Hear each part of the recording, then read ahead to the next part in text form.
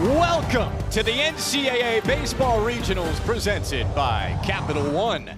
And for the first time in 5 long years, the Starkville Stampede is on for the postseason.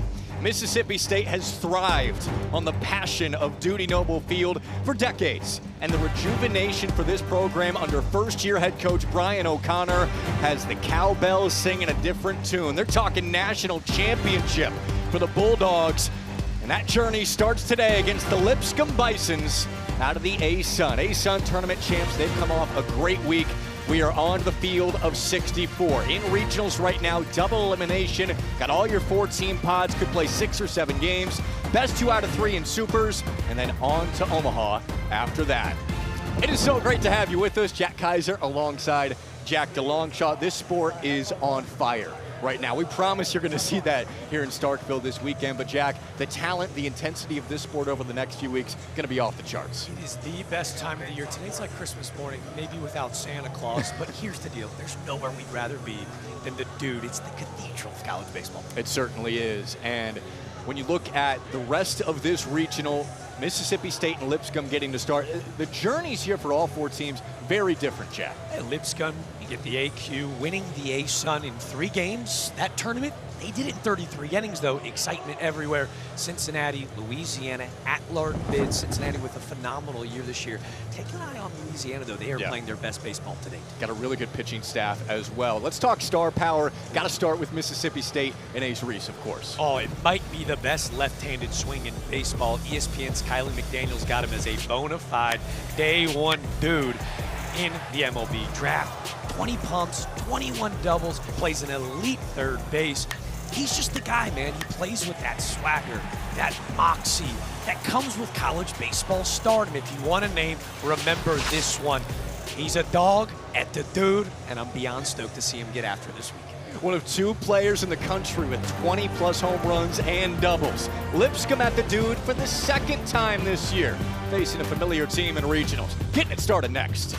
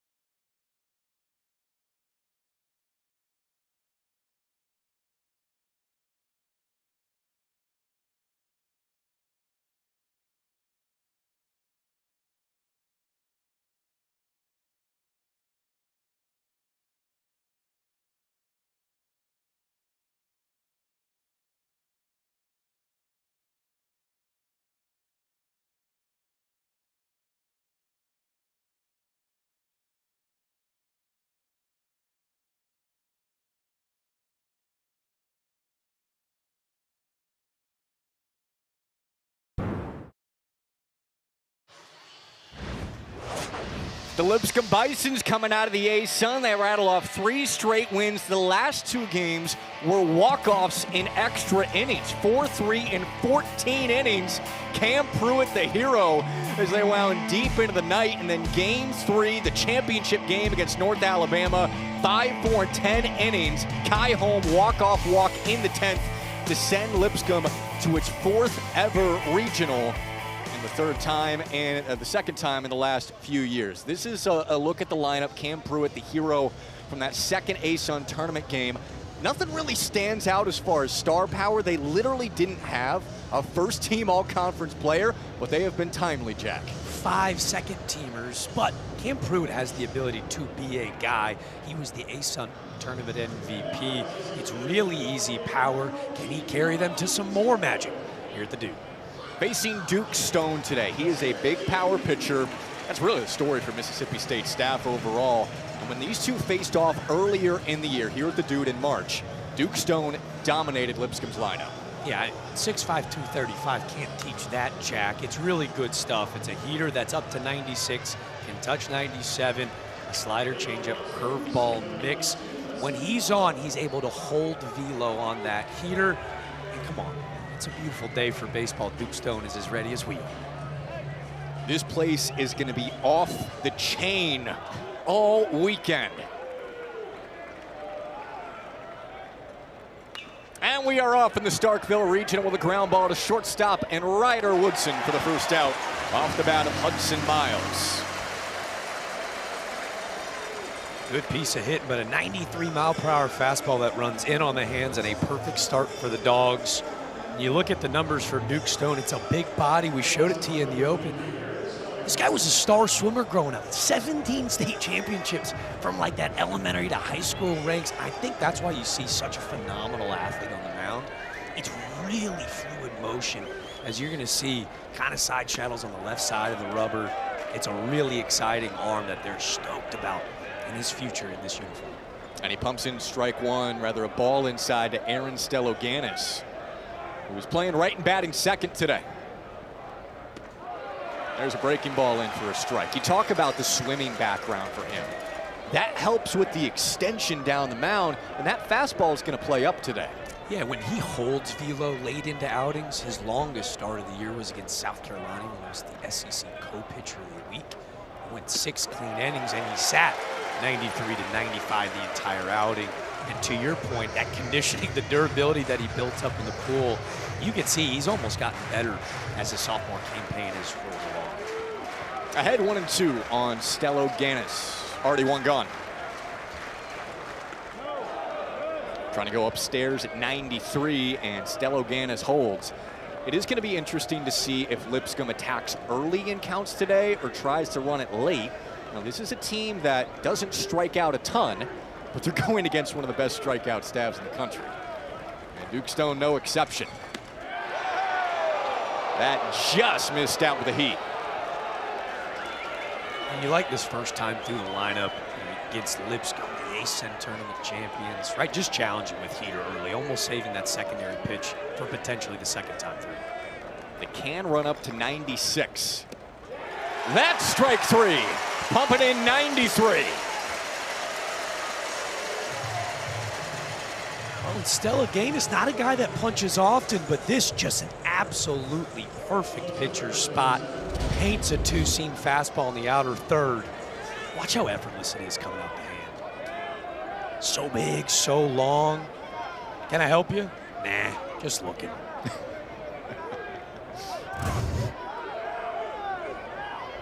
Time call before Stone fires home against Cam Pruitt. 2 quick outs for him.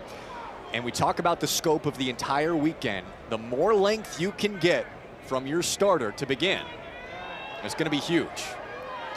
And there is a conversation out of the mound with Cam Pruitt waiting.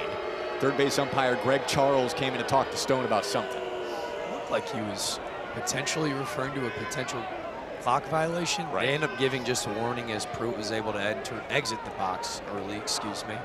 But to your point, right, like the idea of winning the first 2 in a regional format, when we look at our tournament throughout today's ball game. Pruitt swinging, slicing right center field and into the gap. Cam Pruitt, the top bat for Lipscomb this year. has the first hit for the Bisons in regionals. Oh, we told you he can be a star. That's his 18th double of the season. Absolutely laced out into right center field. Look how quiet those hands are. That's 92 on the way in, folks, and 102 splitting the gaps out and right. As I was saying, this tournament's about getting off to great starts, and I just even think for that Bison's dugout, getting one on early, you can see them take a nice big deep breath now. They were swept by Mississippi State here early in March. It was a blowout loss in Game 3, bad taste in their mouth. Teams evolve over the course of the season. A couple months later, Lipscomb's hot, their pitching's been good. Good start would go a long way with Jordan Thomas up at the plate now in the cleanup spot. Runner in scoring position for him. And the 1-0. Is a breaking ball in for a strike. He always throws that 12-6 breaking ball 12% of the time, but he loves it against lefties just to change the eye level.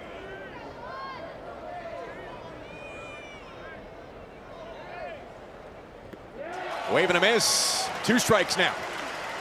You're Jordan Thomas, you're going, we don't throw the breaking ball out. Well, there's that sharp slider that we're going to brag about all evening. At 87 miles per hour, buries it on his back foot. Changeup has been his favorite pitch this year with 2 strikes. What's he go to here? And he held.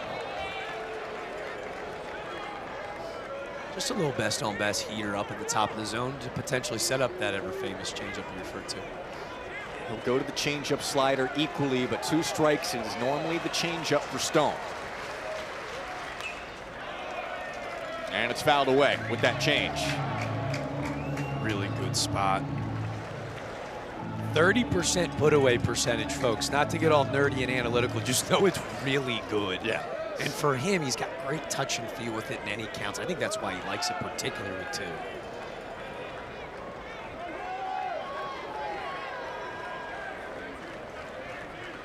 Pruitt at second base and the 2-2. He's inside. Again, this Lipscomb team doesn't go down easy at the plate. They've got the lowest strikeout rate of any team in this regional.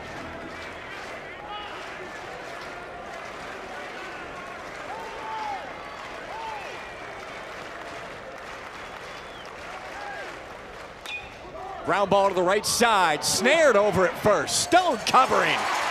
Beautiful play from Reed Stallman to save a run. Got a 2-out double for Lipscomb. No issue for Duke Stone and the Bulldogs, hosting their first regional since 2021.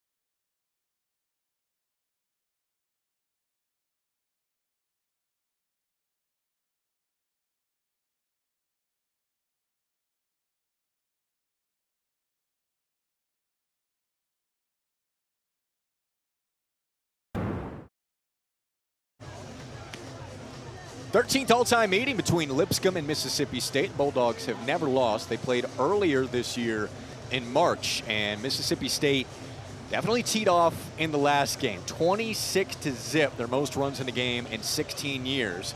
Lipscomb's a different team since then, but what gives Lipscomb hope today is the first game was 0-0 through 5 innings because of this guy on the mound, Jack. Alexander Genus, ultra competitor. The Florida native has won at every stop in his collegiate career. Lipscomb, his third destination. It's 5 pitches for a strike.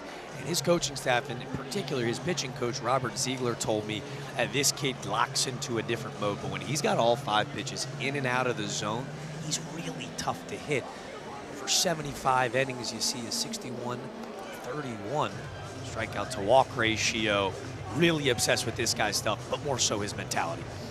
He can locate it well. He's going to have to today against a team with a program record 106 home runs. They're top 10 in the nation in batting average, top 20 in doubles, top 15 in homers. Mississippi State just has power all over the place. And the offense is real, and Noah Sullivan with maybe the best stash in college baseball is for real. Doesn't matter if it's a lefty or righty on the mound, the designated hitter, who runs really well too with 10 stolen bases, has got as much sheer power in the box as anyone in the league. And a first pitch in for a strike from Alexander Genus to Garrick Fry. Garrick Fry is quiet, but this dude can really compete in the box, Jack. His game is loud. They say he goes, he goes. It's a calming presence comparative to the Noah Sullivans and Ace Reeses of the world, but there's a reason that he is penciled in and day out in that leadoff spot. One of those slow heartbeat guys, not going to be deterred by 2 strikes. And Gene is working ahead. And he goes around. 3-pitch strikeout to start.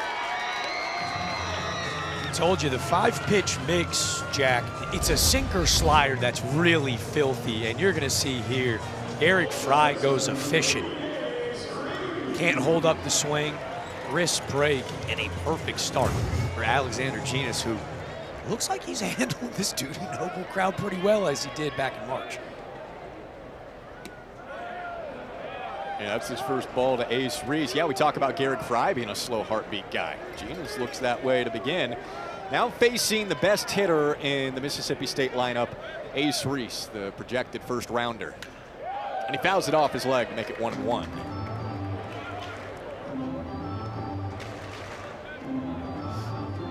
Second straight season as really one of the best hitters in the SEC, not just Mississippi State's lineup. 2 straight years with 20 homers now. The only other players to do that for Mississippi State in their history. Thunder and Lightning, Will Clark, Rafael Palmeiro. It's funny, I saw them on my way into the ballpark today. Those statues are nice and polished for this weekend, huh? Those guys and Ron Polk. Reese to center field right on cue. This is what you're going to get out of Ace Reese, right? Like, the power is real. It's effortless. But what's so impressive is his middle approach. It doesn't matter the pitch. This is a sinker away. Hands fight to stay through the inside of the baseball, and he just peppers this through the middle of the field. 96 exit velo. The lower half so compact. There's a reason he's a day one dude, man. It's a future big leaguer in front of us. Might have a few in the Mississippi State lineup. Noah Sullivan up to the plate now. And a breaking ball in for a strike. Head coach for Lipscomb, Jeff Forehand, talking to him about how do you pitch these guys, right? He said, well, it's definitely a difficult prep when a lot of them could be playing for the Yankees in a couple of years. He must like the Yankees because he also said this place is the Yankee Stadium of college baseball. And I think when talking about Noah Sullivan, he could probably play for the Yankees next week. And with the marketing of Little Man Rock and that stash behind him, they should maybe consider it. 1-1 to Sullivan. Hammers it. Left center field on the chase. Hudson Miles. He's going to get to a lot of balls in center. The best defensive outfielder in the country. A defensive run saved. Numero uno. This guy's got great speed from gap to gap. It's one of the best defensive outfields in the country, a storyline that we'll talk about, especially with how spacious it is here in the gaps at Duty Noble. Hudson Miles, a great story, but just a true ball player. 2 outs, Reese over at first, and Jacob Parker at the plate. Swinging hard on the first pitch. Parker, a blue chip recruit out of Purvis, Mississippi, about 3 hours south of Starkville. He's another guy that just oozes power at the plate. And he's behind 0-2. Had one of the biggest moments for Mississippi State earlier this year against LSU. Game-tying grand slam in that series in the 7th inning. Runner going, hard ground ball over to second and gobbled up well by Cole Peppinger for the final out. Both teams leave one stranded. After one, it's scoreless in our first game of the Starkville Regional.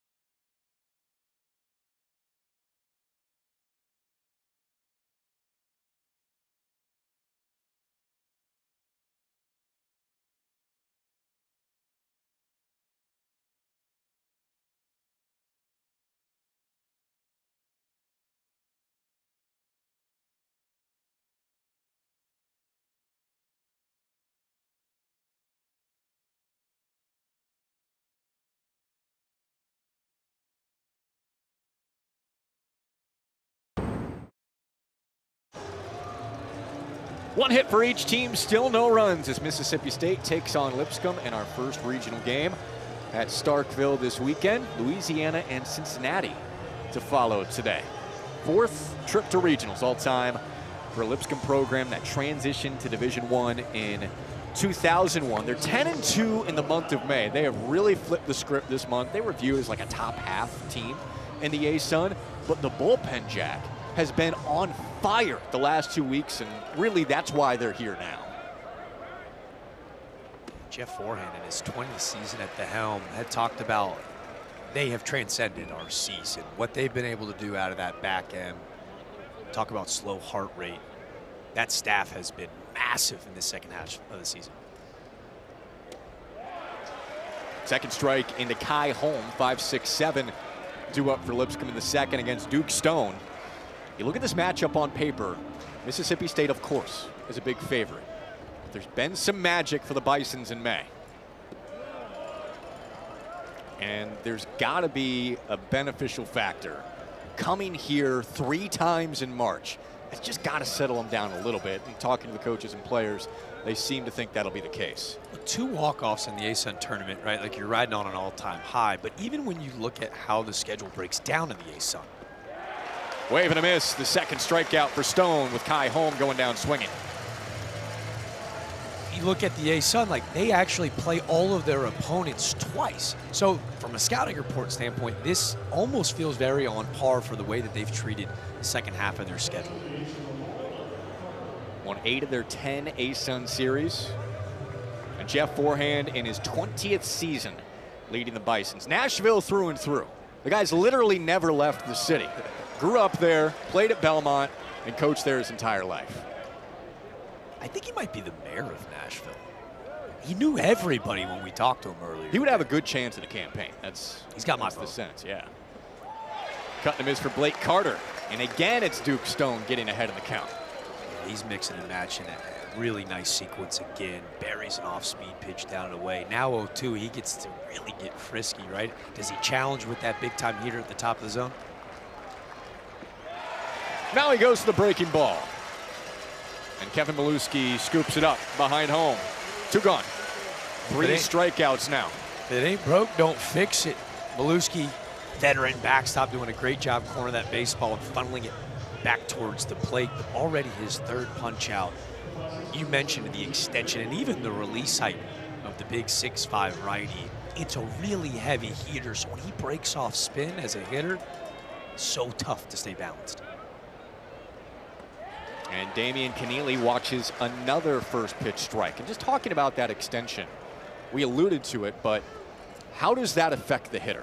Well, it's 60 feet 6 inches, right? When he lets go of the baseball, it feels more like Williamsport letting it go at 45. And right now, he's got this slider dialed in for a strike anytime he wants. So as a hitter, when I'm hunting heater, that's already really heavy, and I got to make sure that my hands escape. He breaks off this tight of a slider that he's shown us. He makes it really tough to game plan. There's the changeup, a little bit off at 88. Stays 0-2 on Keneally. I joked about it in the first, Jack, this idea of, well, maybe he's going heavy heater at the top of the lineup to save that secondary pitch the second time through. We've already seen all 4 pitches.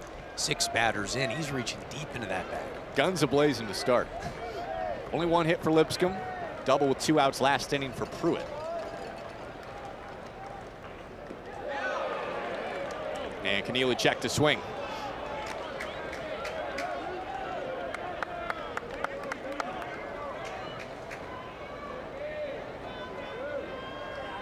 Stone looking for his 4th strikeout. And to close out a clean second. And the fastball runs outside. And that's where 1-2, trying to get you to nibble and chase on the outer third. Clearly 2 balls off. Now does he backdoor you with that changeup that he loves? Still got options, 2-2. Breaking ball lifted center field. Bryce Chance, in his 197th career start for Mississippi State, has got it for a clean inning. Mississippi State trying to take the lead next.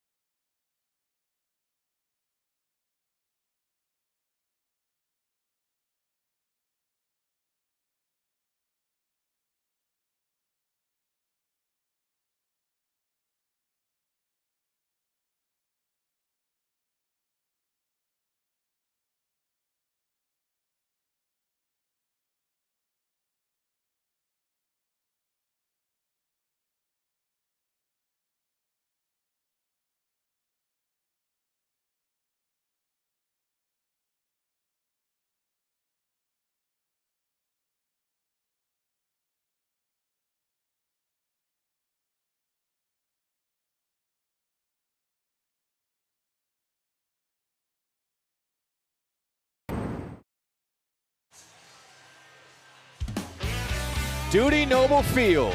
The Dude hosting a regional for the first time in 5 years since 2021. It's going to be awesome this weekend. All of the top 25 campus attendance records in college baseball belong to Mississippi State. Holds 15,000. It is going to be packed all weekend.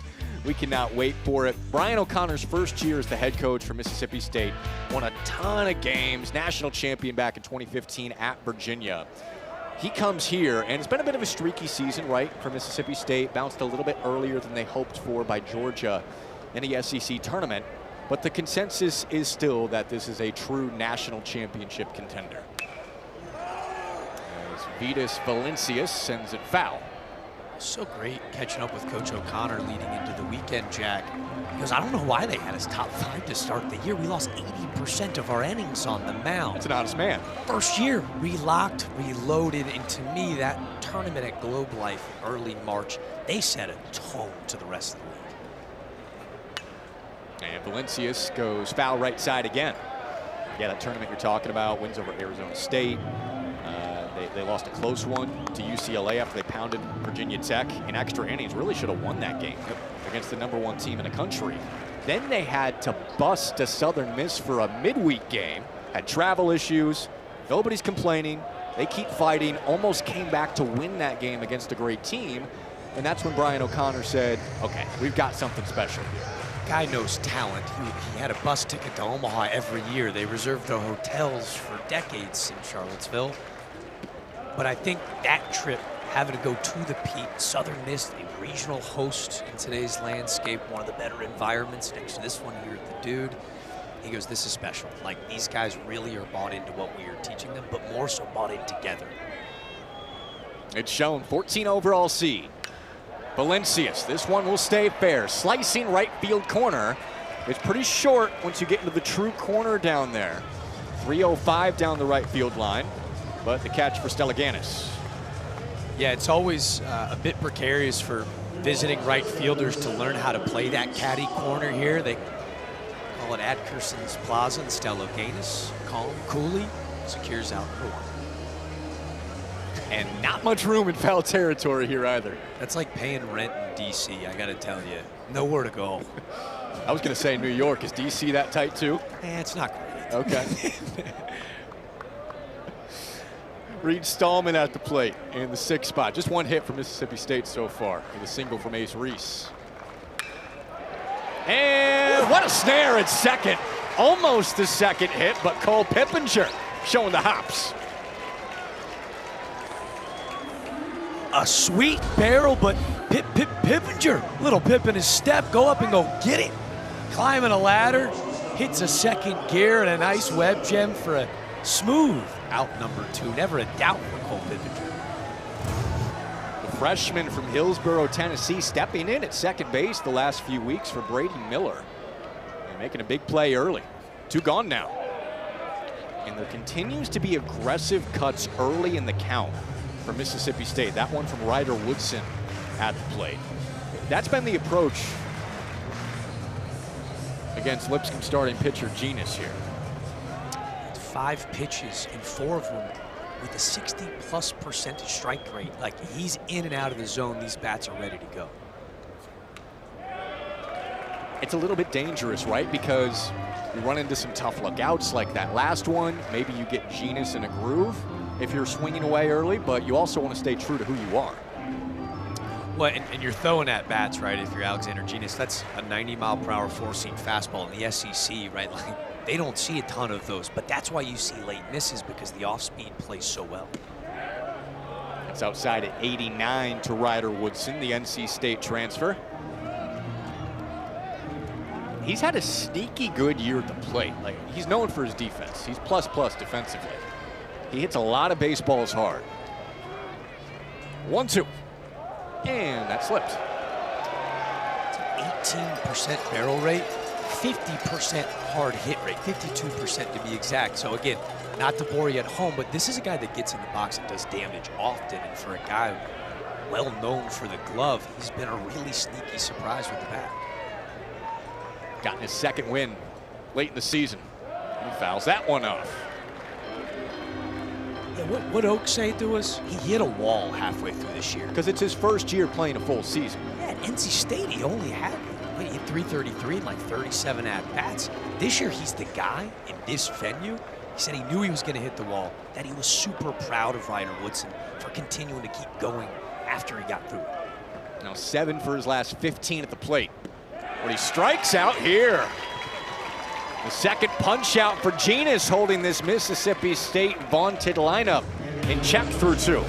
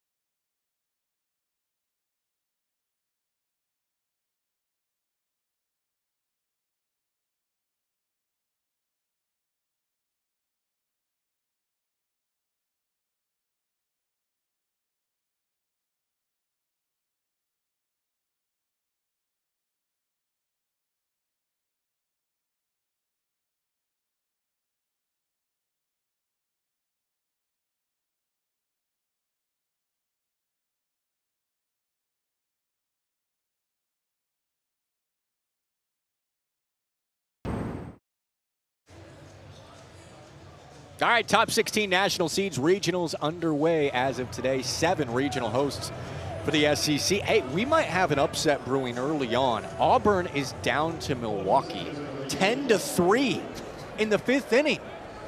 Crazy. It's a touchdown lead for the Panthers in the Plains. You just don't know in baseball. You look one way on paper, before you know it, you're down 7 runs. It was 10-0. Auburn got 3 back. Lipscomb taking on Mississippi State as the 4 seed. Mississippi State the 14 overall. And you saw the national seeds there. If Mississippi State does come out of regionals and Georgia holds serve, they would face the Bulldogs for a 5th time this year, starting game 1 of Supers. Georgia came to the dude earlier this season, took care of business sweeping Mississippi State. So you know the Bulldogs of Starkville ready to go back to Athens and get their get back. But hey, not so fast. Alexander Genus and company looking to play spoiler this Friday afternoon. He held Mississippi State scoreless through 5 innings. Game 1 of their regular season series. So far, so good. 8-9-1 due up for Lipscomb this inning. And a little half swing from Cole Pippinger is foul. Kind of different approaches we've seen at the plate, right? We touched on it last inning. Mississippi State's been aggressive early in counts. Lipscomb's run it deeper against Duke Stone, who's accumulated more strikeouts to start here. Still really efficient, though, for a high strikeout guy. He's really done a great job winning the 0-0 pitch. Wave and a miss. That's the 4th strikeout for Stone. 93 at the top of the zone. Great carry. And this is just a mean 4-seam fastball, right? Not playing around. Maluski set up on the outer third, and this baseball's got that rising sensation. 4 perfect innings against Lipscomb in the regular season with 6 strikeouts. At the bottom of the order, Alejandro Ludero swinging at the first pitch. Shallow left center. Woodson into the sun makes the catch. Ludero finds himself a slider at the bottom of the zone, and he just misses this baseball. I know at home you're thinking to yourself F6, but a nice swing. Let's see if he can make the adjustment, be on time the next time around. Yeah, second time through the order now with Hudson Miles at the top. Ground out to shortstop on the first pitch he saw here in this regional. He is the engine that makes this Lipscomb offense go. talk about Cam Pruitt, how he's probably the best hitter overall for Lipscomb, but Miles at the top has been a revelation this year for the Bisons. And he swings through a slider to make it 0-2. It's early and often. Right now, Duke Stone not allowing the Bisons to breathe in the box. Slider was a really nice pitch. Let's see if he doubles up on it. It's heat and well upstairs. It's funny, you look at the splits for Hudson Miles. Hit 402 against the fastball, but still 318 against the slider, so maybe a setup pitch to change the tunnel for Miles.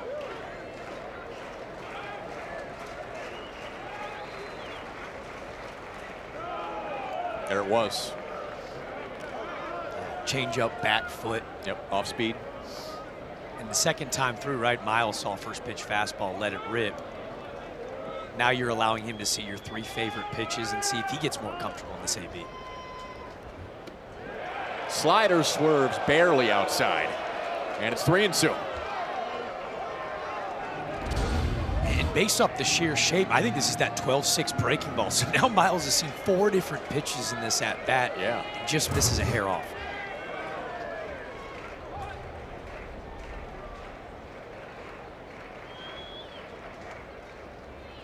Breaking ball again. 2 more strikeouts for Duke Stone mowing through this Lipscomb lineup. Talking to the head man for Lipscomb, Jeff Forehand, right after this first game of the regional in Starkville.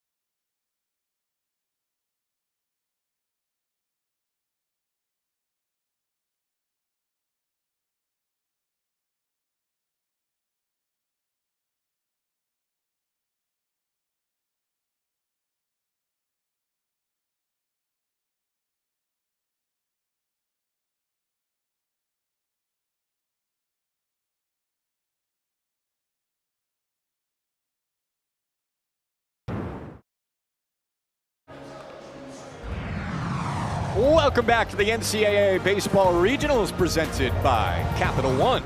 Mississippi State Lipscomb, our first game of the weekend, scoreless as we head to the 3rd inning.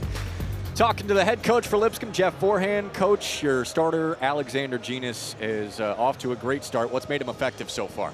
Well, I think we're just mixing some pitches. You know, they got some really good hitters, so we better be doing that or we're going to be in trouble. But he's been doing a good job right from the beginning of the game, just mixing it up, and I think trying to keep them all balanced.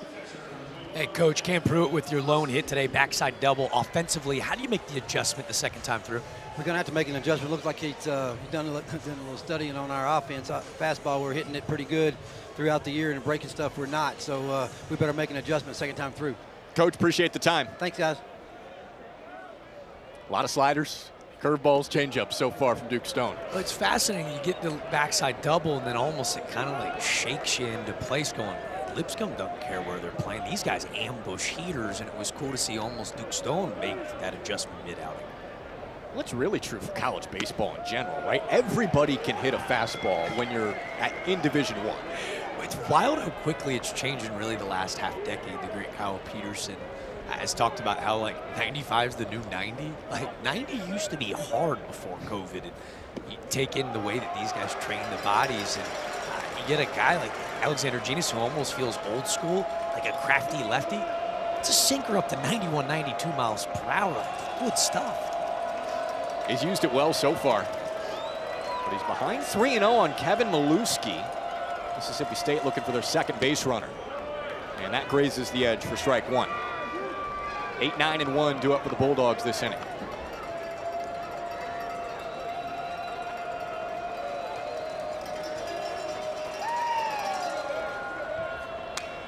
Hammers it out to center field.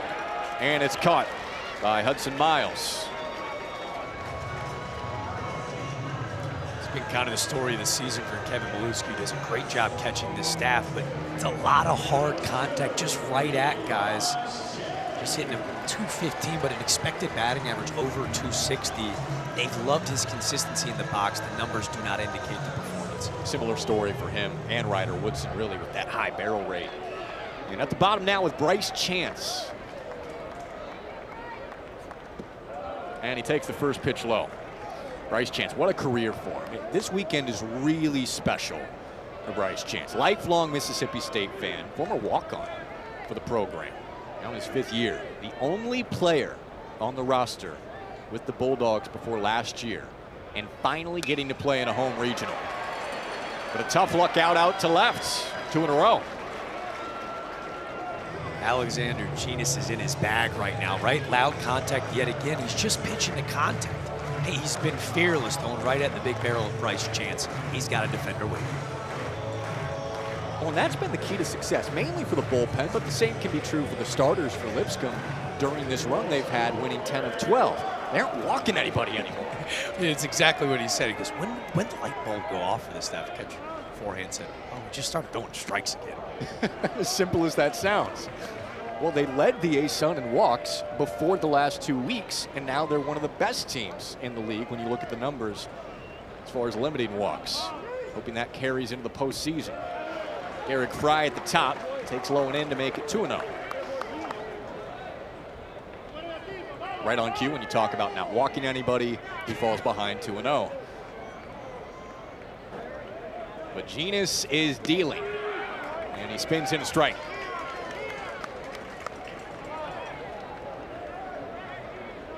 Nice work by Ludero to steal that pitch at the bottom of the zone. Quiet hands for the backstop. Yeah, Ludero, he brings a lot to the table defensively. That's why he's been consistently in the lineup as a sophomore for Lipscomb. Just making his 26th start of the year, but he is their defensive guy, and in moments like this, so valuable to have a guy to be able to steal pitches the way he does. Hard cut on 3-1. 3-1. He was trying to hit a ball off the lofts out and left. But there's that sinker with the late life from Genis paying off. 3-2, 2 outs. Laced out to left, just in front of the track, reaching up. Jordan Thomas. All right, 3 tough luck outs for Mississippi State. Still scoreless after 3.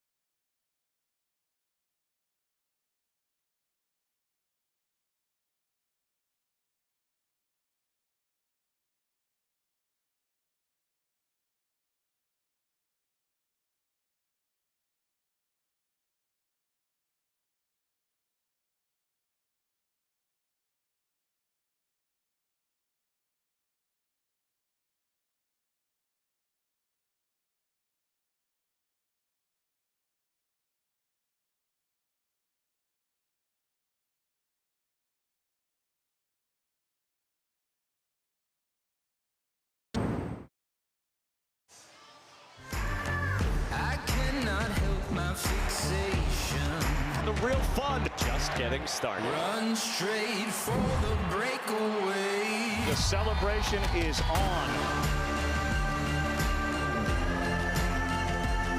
We cannot wait to get out to Omaha, but a lot of fun baseball beginning today in the postseason. Regionals underway with Mississippi State and Lipscomb. And the guy leading Mississippi State and Brian O'Connor, his first year in Starkville. He has been to a lot of regionals over the year, mainly with Virginia. And he's an Omaha area native, Council Bluffs, Iowa, just across the Missouri River. And Duke Stone dealing to Aaron Stelloganis to start off the inning. It's almost become a bit of a shtick for the college baseball community at this point with Brian O'Connor, that he is the statue in front of Charles Schwab Field in Omaha. Like, it represents his likeness. It is Brian O'Connor. 1-2 now. And for our new college baseball audience, like, he is college baseball. He's been so consistent year in and year out. Reached it as a player, then as an assistant, then 7 times with Virginia. A staple of our sport, intuitive in the way that he has watched the landscape change year in and year out, and it's why he almost seems to beat the bell curve every season. The feeling is he could get back there right away, coming to Mississippi State. Unusual move, right? Leaving Virginia, so much success. But he is Mississippi State. Not fully revived, right? They were in regionals the last couple of years, but certainly rejuvenated. There's the statue. Part of the inspiration for it. He played at Creighton, the only hometown team with Creighton and Omaha to make the College World Series back in '91. The expectation at the dude is to go play there every year. Nobody knows it maybe better in our sport than Coach O'Connor. And it's funny, like, he's a very stoic guy in game, reserved and dialed in.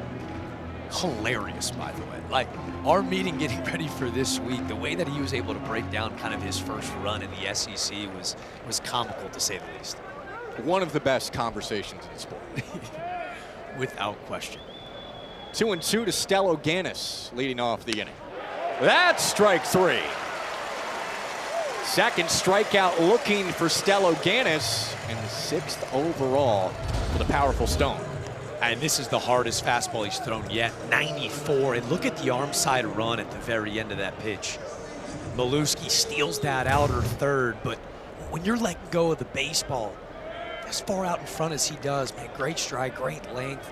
That Duke Stone fastball feels like an invisible at times. Only player with a hit off of him so far is this guy at the plate, Cam Pruitt, who takes strike 1. So how do you adjust now, second time through the order, Jack? I mean, he's thrown a bunch of breaking balls off speed because Lipscomb's hit the fastball well. What's the approach now? You're Coach Forehand, like they did their scouting report. These guys ambush fastballs. You no longer sit a pitch, you just sit a zone. Go, hey, I'm not going to get beat on the outer third and live there. Breaking ball down. Cam Pruitt would be the one to make the adjustment, and he's hit righties so well this year. Struggled against lefties, but over 400 against the right-handers. Watching inside, hitters count. Which feels a bit unique. 414 against righties, just a $167 against lefties. That's a weird split for a right-handed hitter. Reverse split wouldn't even do it justice, right? Saw his pitch, gave it a cut, but it's 2-2.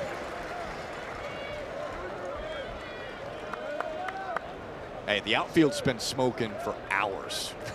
We saw it early this morning.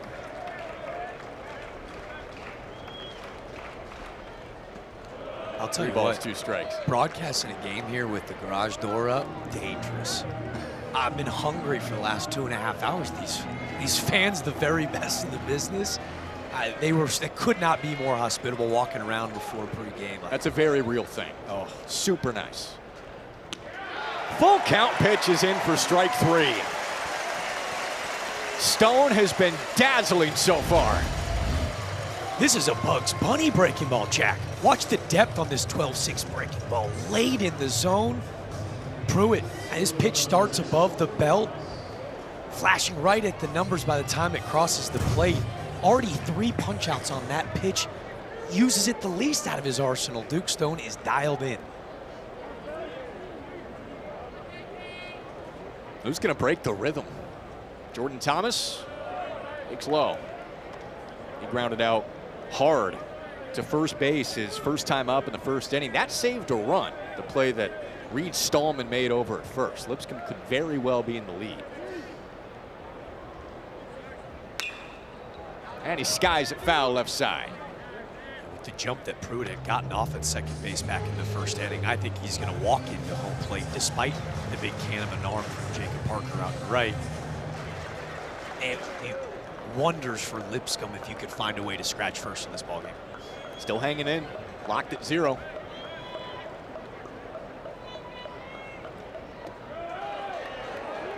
'93 just misses the zone to make it a hitter's count.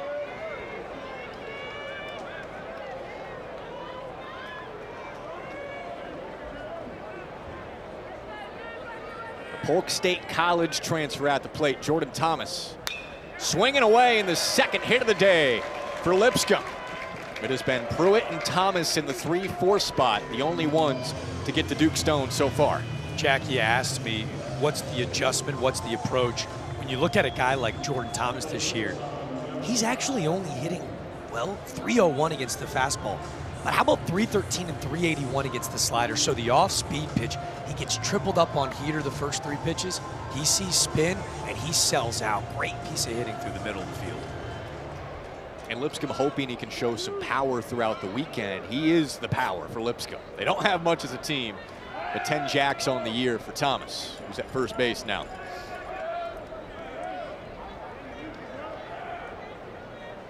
So it's Kai Holm up with 2 outs. Jeff Forehand said he's just solid at everything. One of those guys.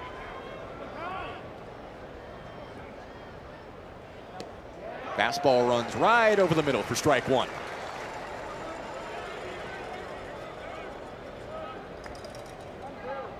Jack, you talk about handling sliders. Kai Holm hasn't done that very well this year. Under 200. We'll see if Stone peppers him with the breaking ball the rest of the at-bat. Yeah, you understand going into it too, how at this stage of the season, you understand where pitchers are going to try to take advantage of your weaknesses. And that's why I think you see Kai Holm, he's given himself about 2 feet off the plate to allow that breaking ball to steal that pitch on the inner third. It's another fastball that's outside. But what a cool moment for Holm, who started his career at San Mateo, played at Coppin State, now in his 2nd year at Lipscomb. Like, for his baseball journey to lead to the dude, you just love it for him. Such a cool story for so many guys on this Lipscomb roster. You saw the walk-off walk that he had, a walk to remember, if you will, last weekend. The bases loaded to win the A-Sun championship.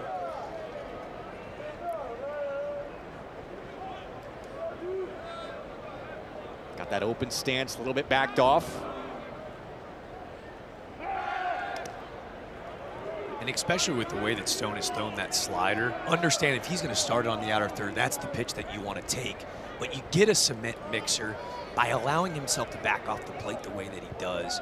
It gives you a better fighting chance to clear those hands a bit.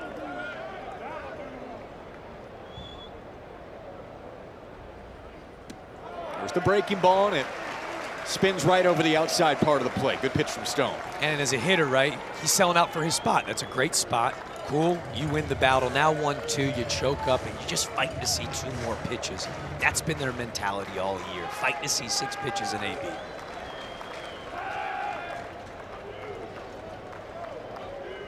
Thomas still hanging out over there at first base. 1-2, 2 gone in the 4th. As the pitchers have dominated the start of the Starkville Regional.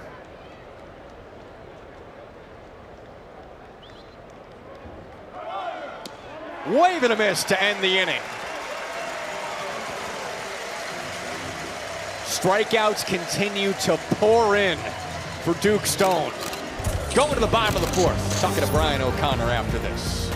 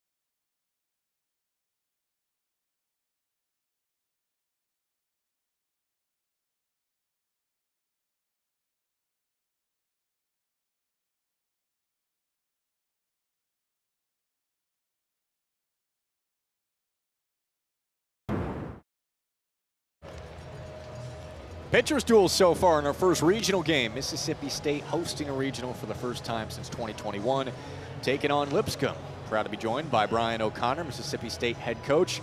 Coach, you talked about taking the reins off. You want your team to be loose and aggressive. What are the vibes down on the field from your team right now? Well, I think it's really good, Jack. You know, we've squared a lot of balls up right at some outfielders. We need to continue with that approach. You know, their starter's doing a nice job mixing 3 pitches, and we just got to continue to be on the barrel, and Duke Stone's done a nice job with all of his pitches and keeping them at bay. Coach, first game at the Dude in the postseason. How exciting has this environment been? Well, it's great, Jack. I mean, look at this, right? You know, the place is packed to the hilts at 1 o'clock on a Friday, and the people here are just so incredibly passionate about Mississippi State baseball.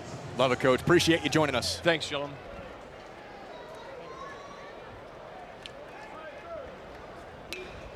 Oh, look out. First pitch.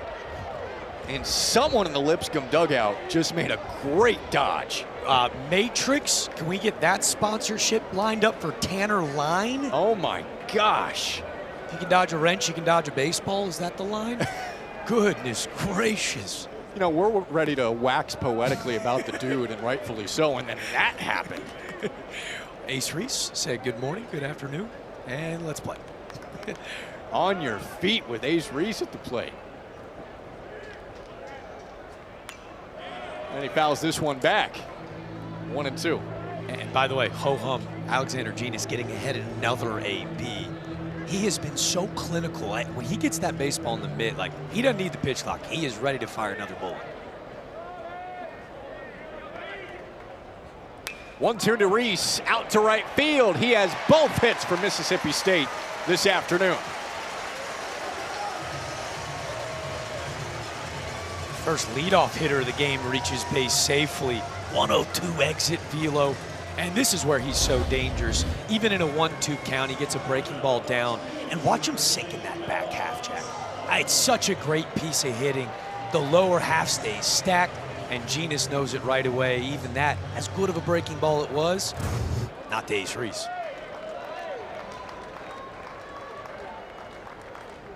And Noah Sullivan watching outside. It is so important for Mississippi State to have their best hitter rolling at the right time, and Ace Reese has been. Now can Noah Sullivan continue the charge in the 4th after the leadoff single? 2-0.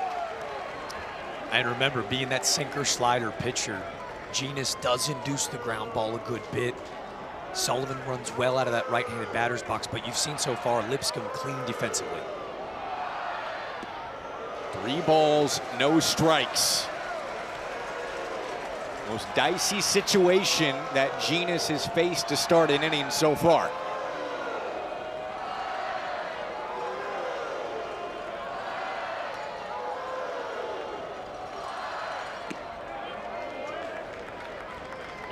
Respect for Noah Sullivan. In the 3-0 count this year, Genius has thrown four-seam fastball 96% of the time. Noah Sullivan, you get sinker, pal. This is the time to change it up. That's out. Single and a walk to start.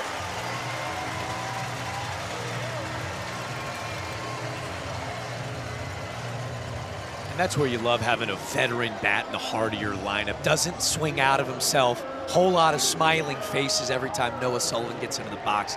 It's just such a pro AB. And the freshman slugger Jacob Parker up, left on left. But first and second, nobody out. Swinging first pitch and a breaking ball. Jacob Parker came into the year. He struggled in the fall. Anything off speed basically was going to get him out. But he made a quick adjustment that's helped him take off as a freshman. Hammers this, right side, could score the first run. Ace Reese getting the windmill. And he's safe. Bulldogs score first in the Starkville Regional.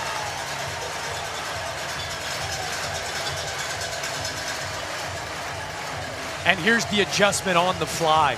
Left on left, he's only hit .213 this year, but watch him stay stacked in the backside. It's a slider way, but because he stays engaged and the hands stay stacked, it allows him to get to that pitch on the outer half and still be able to pull the baseball. Because in this position, you're just trying to move runners. The run and added benefactor. Great piece of hitting from the diaper dandy. Valencia squaring first bunt of the game.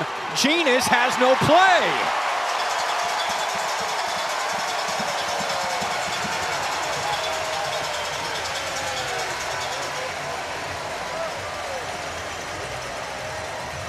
Well, nobody had that on their scouting report. That's the first bunt for a hit of the year for the dude they call Vito.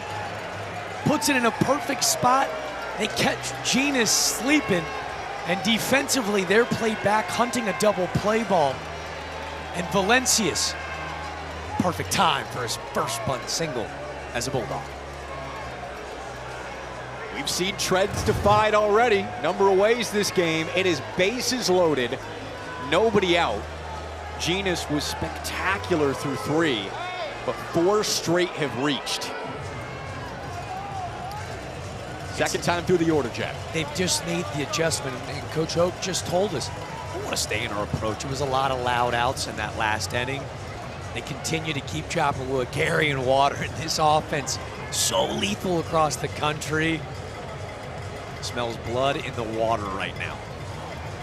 Just saw Vito's brother Tomas expecting to start later this weekend, maybe tomorrow, on the mound for Mississippi State. Loving what his offense is doing right now. Brings Reed Stallman to the plate, bases juiced. Swinging first pitch, and just misses an extra base hit.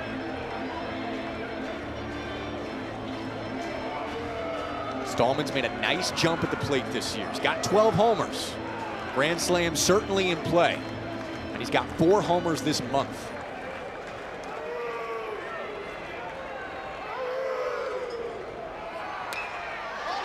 Through the shift to left. That'll score 2. Throw behind the play and out at second base. Valencius asking for a challenge, but a 2 RBI single for Reed Stallman makes it 3-zip. So much to break down here. Stallman, this has been the development in his game. Watch the approach. Big shift off to the right side for a big-time pull hitter. Look how quiet he stays. Sinker low and away, and just a sweet single through the left side. Now watch, again, this is the #1 center fielder in the country when it comes to DRS. Doesn't hang his head, fights to get to that baseball on a back pick of Valencius. Gets a huge first out in the inning. Again, a 3 spot from this offense and keeps you in the game. But to go hunt that out, such a phenomenal play by Hudson Miles out in center field, Jack. And every run's going to be critical for Lipscomb in this game. So getting that first out and maybe stopping the bleeding here at 3, critical. They are taking a look, get 2 challenges per game. You win it, you keep it. And Mississippi State going to give it a shot. Valencia seemed pretty sure of himself. If we're reading body language up here, I'm not sure if he hits him with a nice swim move. The throw looks like it clearly beats him, but that left hand, does it get in time? Nobody's got a better view than our second base umpire, Chris Gonzalez, of the play. From that angle, it looked like he beat the throw. That's what I assumed too. This is where I love our job a whole lot more than our umpiring crew, because it's just such bang bang. But to your, I kind of agree with you. It does look like he's able to lunge back into the bag, unless that tag gets the forearm or somewhere high. Right, and that's where the angle for Chris Gonzalez is critical. Now the call on the field was out. Got to be indisputable evidence to overturn it. Would be the first out of the inning. And a check-in at our DB Sport Replay Center in Pittsburgh. Taking a look. First one of the regional. You think they got popcorn in there and maybe a vending machine? Because that, obviously they're doing a lot of work today, but I mean, that's a movie theater times 10. Like, they got every game in every spot. I like the thought of the popcorn and vending machine. You got to have a full spread, man. It is a long day. So, thank you to the good people in Pittsburgh for taking care of us today, where we can just sit back and enjoy the show. Again, trying to determine if there is out number 1 with Valencius at second base. 5 straight reaching for Mississippi State to start the inning after they had 1 hit through the first 3. I think this is where this offense is so dynamic. Again, think about the names that have played in this stadium, that have played for this program. They break the home run record, but they can also beat you like this. It's a beautiful blend of power and speed and phenomenal bat-to-ball hitters. That's why they're viewed as a potential contender to upset Georgia in the next round, maybe in Supers, and get to Omaha for the first time since 21.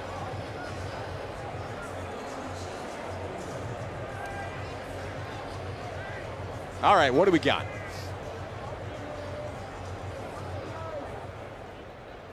After review, the call on the field stands. The runner's out. Mississippi State has 1 challenge remaining. That's the thing. I don't think there was enough evidence to overturn the call. So Valencius is out at second base with the back pick. And there's 1 away. And Stallman at first after his 2 RBI base knock. Put a pin in that play. If Lipscomb's able to hang around and make this place feel a bit hairy, it's a phenomenal play by Hudson Miles in center. And Ryder Woodson watches low.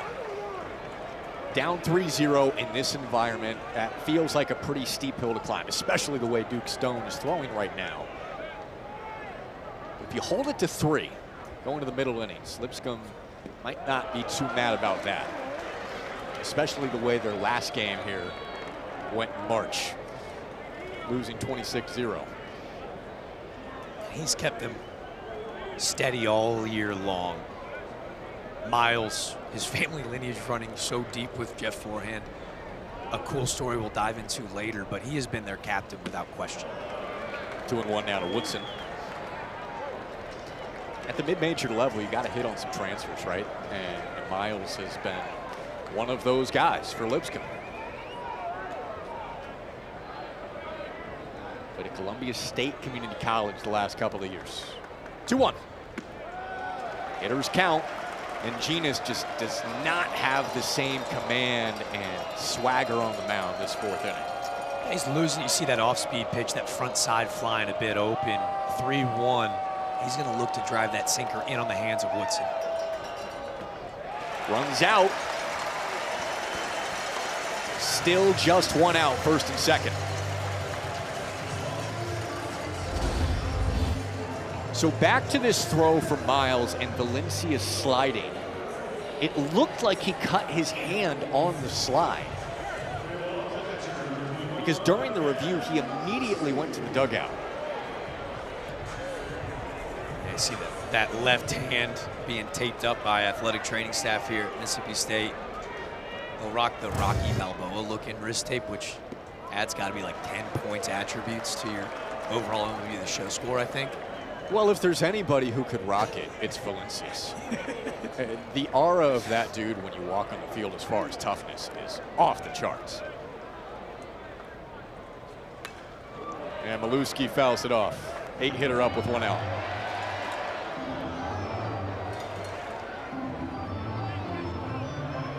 Maluski, his last at-bat. Sharp line drive through center field. If you're Genus, you're looking to bury spin down. Just missed it. Shallow left center. A bit of a long run for Jordan Thomas, but camps underneath. 2 gone. And there's the spin. He just catches the bottom half of the baseball. And that's where it's a little bit tighter for Genus, maybe laboring throughout this inning. You had mentioned the misses high and wide. And now to Bryce Chance. Work not done, right? Like, if you're Genus, for me, the tell has been, is the lower half on time with that glove side. When he's really tight and everything's staying through the middle of the field, sure, you give up a couple singles, but you live with that when you're a pitch-to-contact guy. It's the free passes and those homers that are going to kill you. Chance swinging at the first pitch, got a pop-up. Ludero chucking the mask, and calmly makes a very difficult play backing up into fair territory. A couple of stranded, but Mississippi State finally breaks the seal here in Starkville. Barrel after barrel, Reese got it rolling, and the dogs at the dude have finally erupted.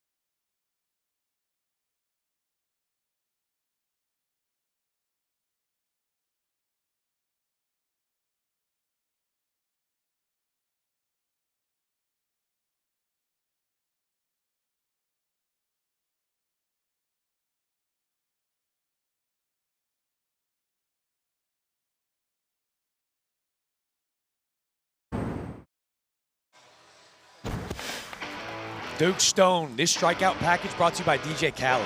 Another one. How about 8 punches through 4 innings of work? His season high is 12.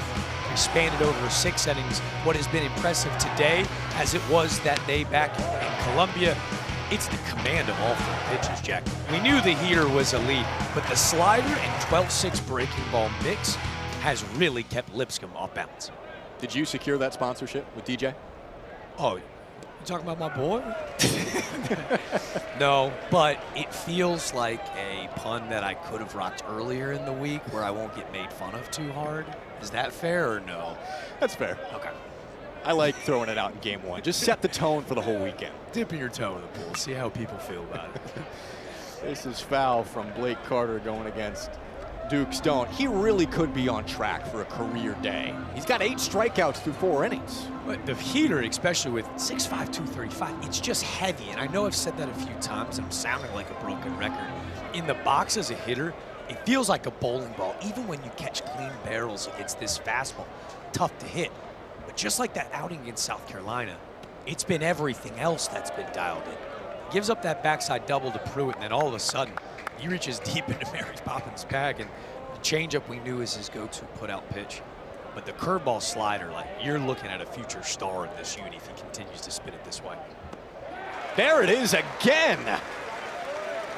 He struck out 4 of the last 5. And look at the pitch count. Usually 9 strikeouts, he's doing it economically, just at 65. Career day, this is big time stuff, moving deep into the tournament. But this guy's gonna throw game 3 in a super potentially if you get there, after Tomas and the return of Ryan McPherson. That's a big storyline for Mississippi State. Damian Keneally takes a first pitch strike.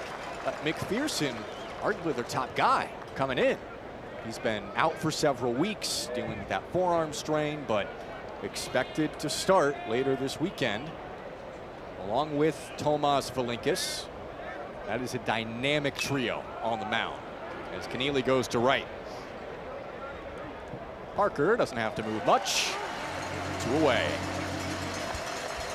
Well, the opponent batting average is a bit worrisome at times for Duke Stone, with hitters hitting 293.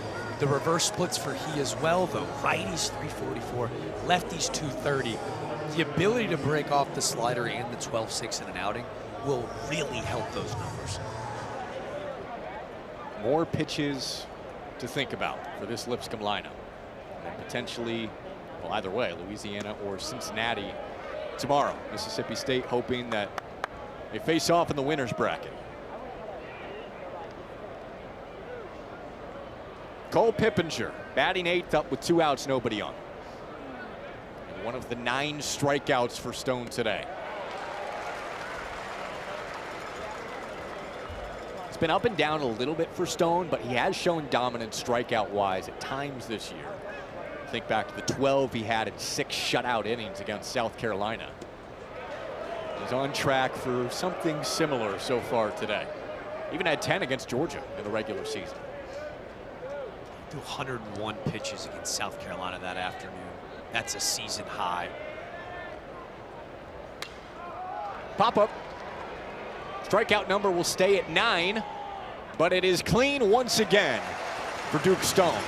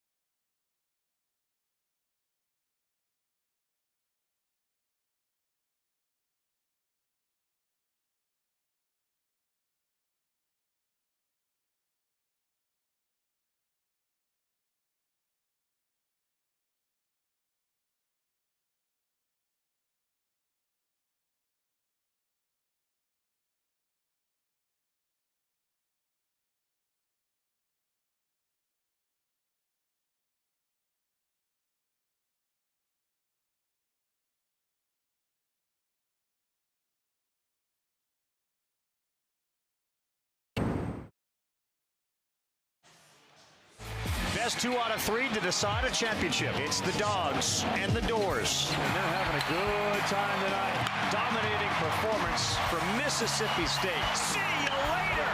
Oh, Hail State 9-0. Mississippi State, the national champions. They're going to party here. They're going to party in Starkville, and they will never forget this moment.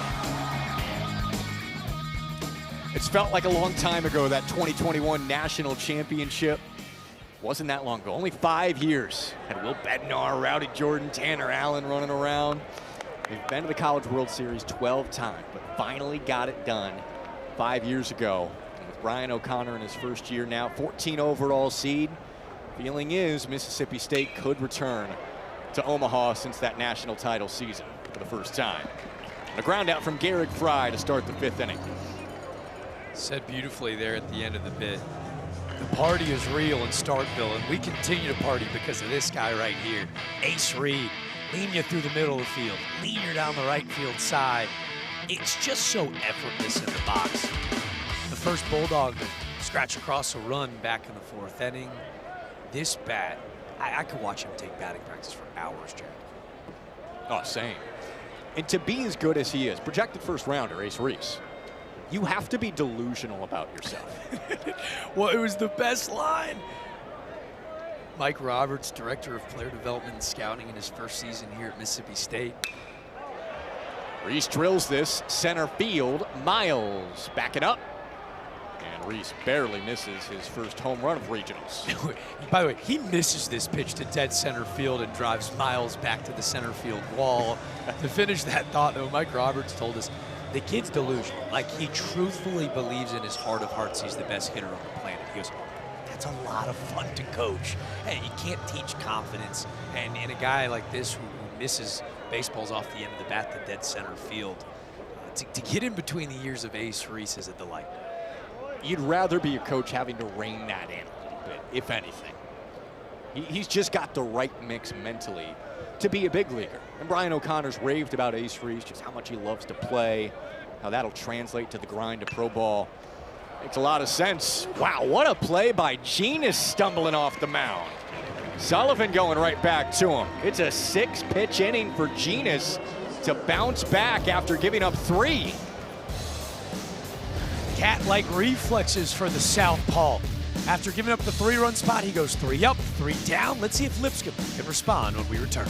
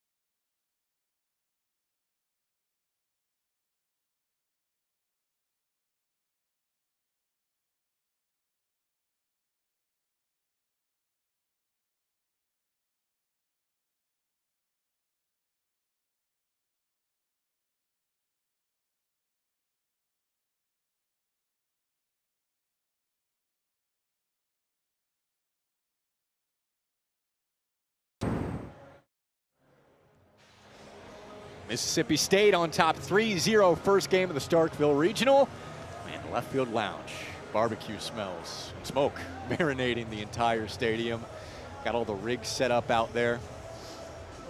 The best atmosphere on campus in college baseball. Bar none. I said it once, I'll say it again. If Omaha is the mecca of college baseball, then this, my friends, the cathedral. Got Alejandro Ludero leading off at the bottom of the order. It was built in '67. Duty Noble Field, the Dude. And in the 70s, they started parking their cars behind left field just to tailgate. One guy does it, everybody catches on, and it's become one of the best traditions in the country as Ludero lines it into left for a leadoff base knock against Stone. So the lineup card flips over to Hudson Miles at the top. You mentioned earlier he's got the family ties to Jeff Forehand. His dad played for his current head coach, Jeff Forehand, when he was in college at Trevecca Nazarene. Jeff said he's known this kid before he could walk. And to think, you know, his grandpa Gene played at Vanderbilt, a 14th rounder of the Padres, a legend in coaching. This guy was born to play baseball. Miles 0 for 2 today, but had a nice play in center field, a back pick at second of Valencius. So with that relationship, Jeff Forehand, of course, doesn't want to be the guy recruiting his friend's son, right? But it was hard not to recruit Hudson Miles. That's fouled off. He did. He kind of said it sheepishly on our call earlier this week. This idea of, well, hey, he's undersized. Well, let's just wait until maybe he grows into the body. Every season, he continued to deliver. He's just a ball player, like 5'9", 165, can't measure heart, the cliche of all cliches, but truthfully fits the build for 1'9".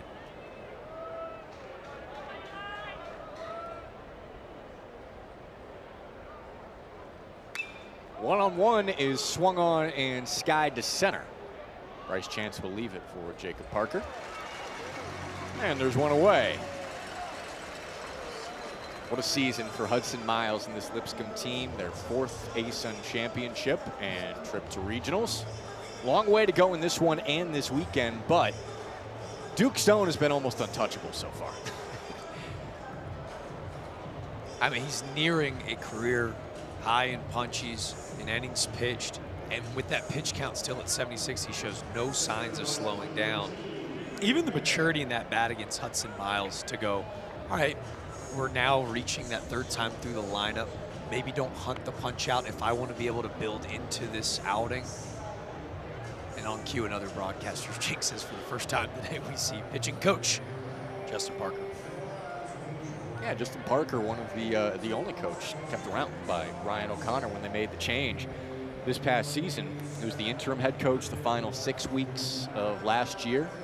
It was important for Brian O'Connor to have someone on staff who knows the league, connected to the Southeast, and now in his 3rd season leading Mississippi State, who had good numbers on the mound last year, especially strikeout-wise, and that's been the case again this year. And he finished 4th nationally, and in the SEC in strikeouts per 9 innings, 8 nationally, and 5th in the SEC in strikeout to walk ratio. He teaches big stuff, like it's hard velo, sharp sliders, and breaking balls. But as I got a lot of friends that have pitched for Justin Parker, it's the way that he's able to convey messages from pitcher to pitcher that's allowed him to be so successful in the sport. As this staff rolling, Keaton Mahan up to the plate, pinch hitting for Aaron Steloganis. So big part of the reason for the mound visit there. Mahan, the senior out of the northern suburbs of Indianapolis and Westfield, up with 1 out and a man on first. That's Ludero after his leadoff single. And another breaking ball in for a strike. Stone continues to work ahead of the count.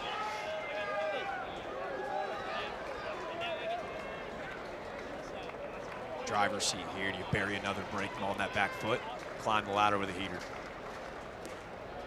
Fades outside. He does. That is his go-to put-away pitch against lefties, is that changeup. And Lipscomb platooning this position often. Mahan below the Mendoza line against lefties, but hitting 300 against right-handed pitchers this year. That's why you're seeing the early pinch hit spot.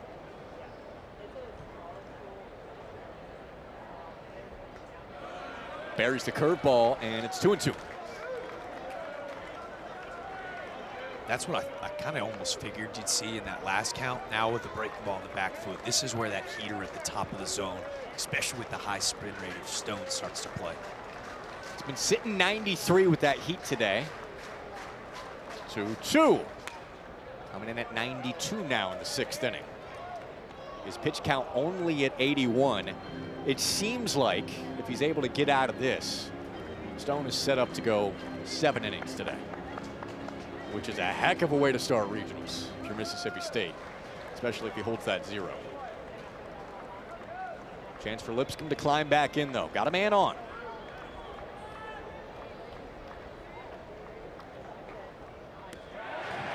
And he spins it in for another strikeout. Make it 10 for Duke Stone. That spot in the lineup is now struck out looking 3 times, and with pitches like this, a 12-6 breaking ball from the heavens drops it in. Maluski steals it on the outer third, and Keaton, what do? He hit 355 against the fastball this year. No clue that big bender was on its way. Lipscomb needs a spark. Cam Pruitt, the guy who could provide it. Double in the first. One of 3 hits for Lipscomb so far today. 2 gone with Ludero over at first base in the 6th.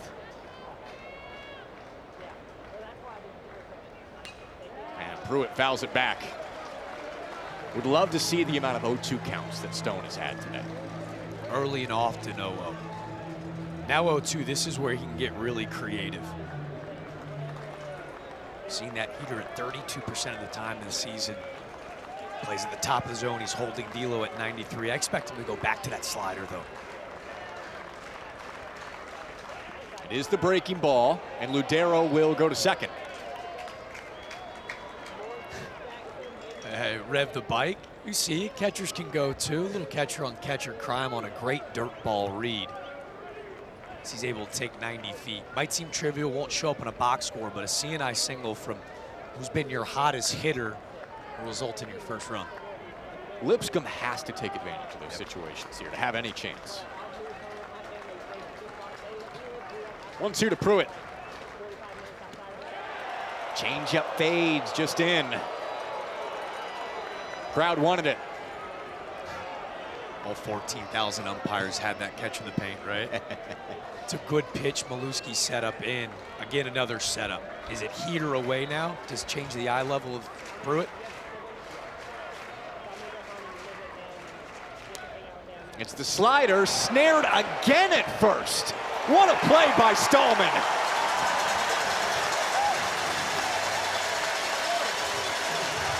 Two run-saving defensive plays at first from Reed Stallman. And a Tiger Woods-esque fist pump as they pull off this beautiful 3-1 PFP. The Bulldogs playing some defense today.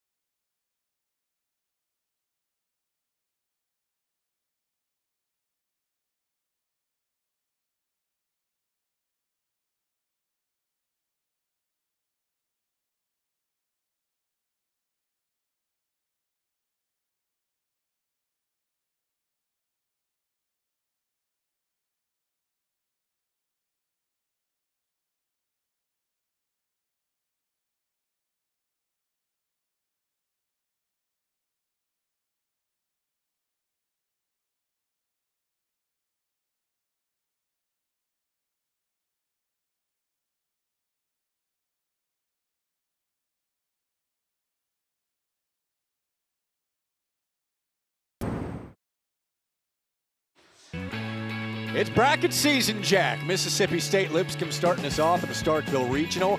There is a bunch of speed and small ball in that second game we're about to see tonight. Similar style of plays, conducive to the ballpark. Cincinnati can bop too, Jack. That's the difference maker, right? Oh, and again, in the Sun Belt, Louisiana, the home run number's down for a Matt Degg's squad, but Cincinnati, with the likes of Quentin Coates, one of the brightest stars in our sport, Keep an eye.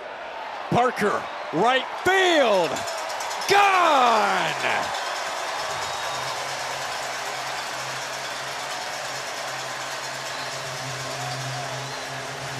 The first career postseason homer for the powerful Jacob Parker.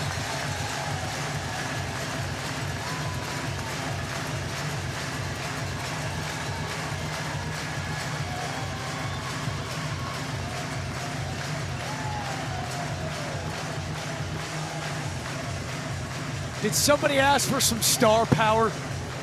Dickie V would call him a diaper dandy, friends. His 14th homer of the season. He gets a breaking ball, and it's all smiles. The tutelage of Ace Reese with the next one up, and Jacob Parker. Another smash. Left center field. That's off the wall. Beat his Valencia's Motors to second. Exit velo off the charts to start the sixth for Mississippi State.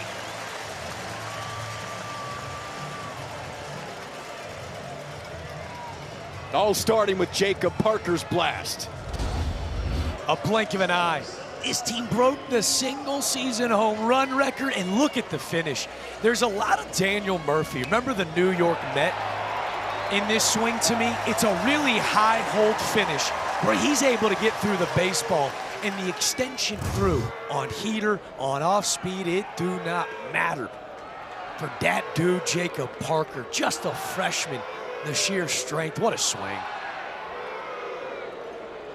It's a perfect example of what we touched on earlier in the game and the adjustment he made in the fall. As Genius pumps in a strike to Reed Stallman. He was a hip slide guy, right? And off speed would just torch him against Mississippi State's pitching. Stabilized that front leg. Now he's having a heck of a year. Well, the lower half is a lot quieter, and I asked Oak, and he said yes almost immediately. Is the lower half is quiet, and watch the hands, but his head never moves, Jack. His head stays on plane the entire time, and what allows your eyes to do is to stay on plane, and that's where the pitch ID and recognition rolled in. He was a draft guy out of high school, obviously uber talented, but he did swing at a lot of bad pitches, the whiff rate a bit high. Where he's been really good is when that head stays quiet and on plane, man, it allows those hands to get nasty, and this dude is just that. What a swing. Stallman waves through in the first strikeout for Genius in quite a while, trying to settle things down here in the sixth. Just his third punch out of the game.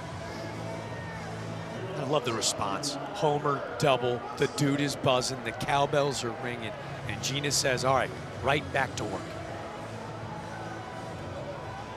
Valencia's followed right away with a shot to center. And in scoring position for Ryder Woodson, who swings through the breaker.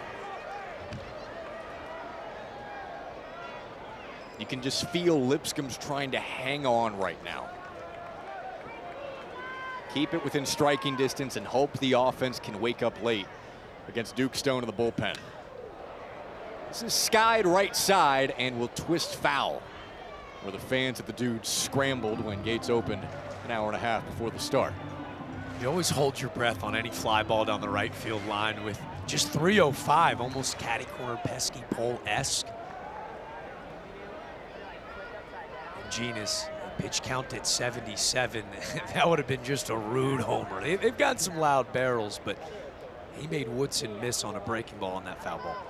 It can be insulting with a little cheap home run out to right field occasionally.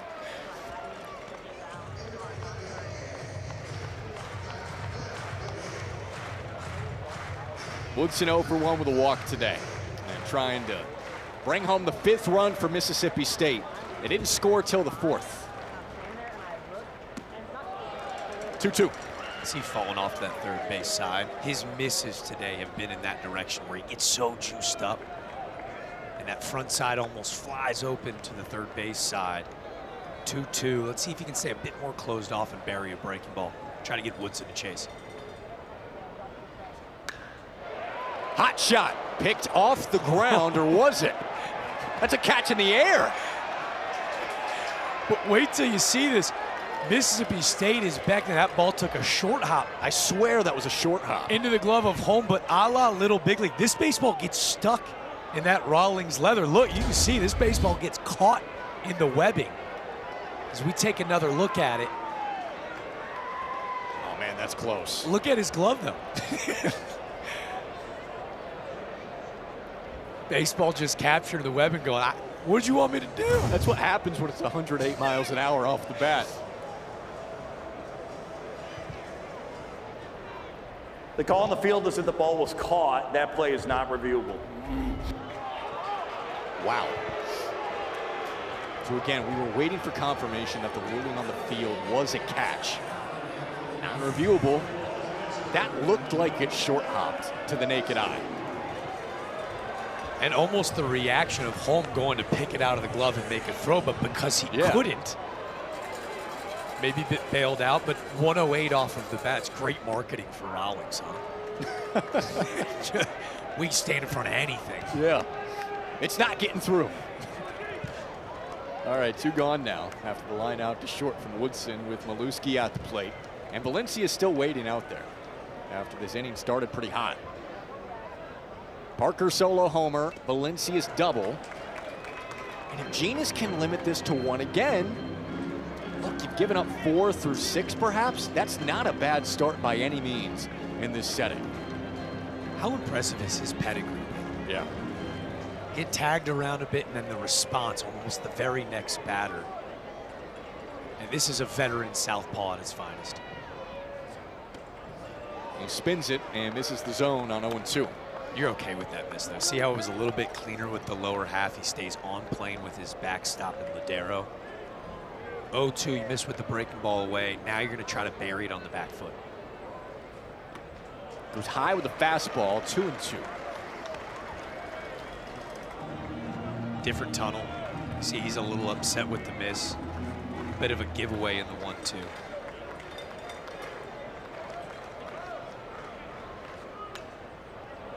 That is pop foul by Maluski. There's that slider I thought we'd see in the 1-2 count.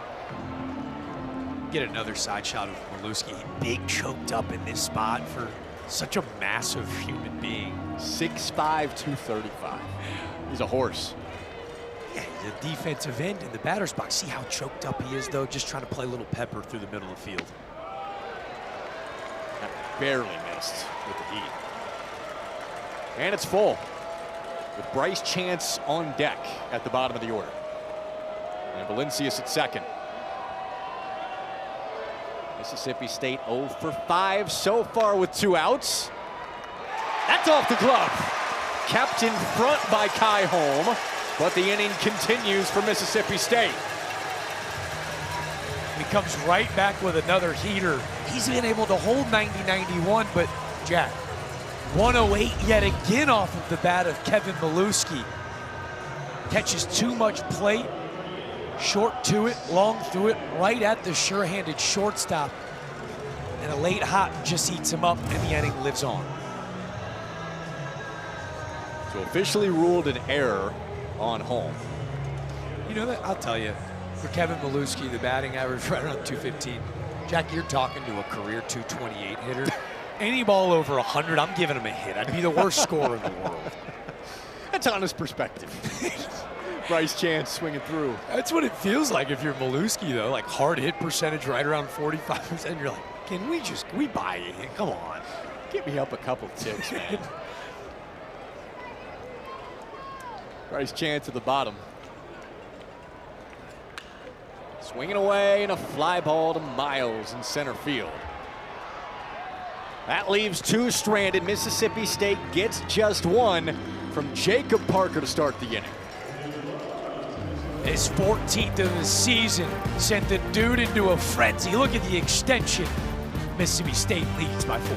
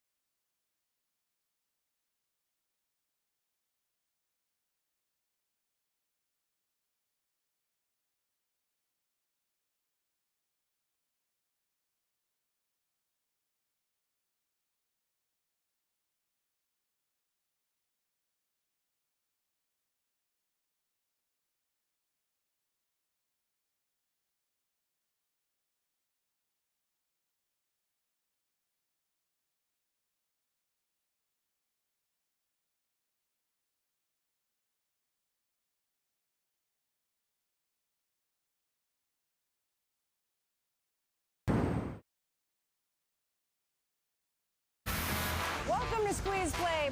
All the highlights, all the big moments. Get a chance to have some big-time fireworks. 6 to 8 games on the screen at one time.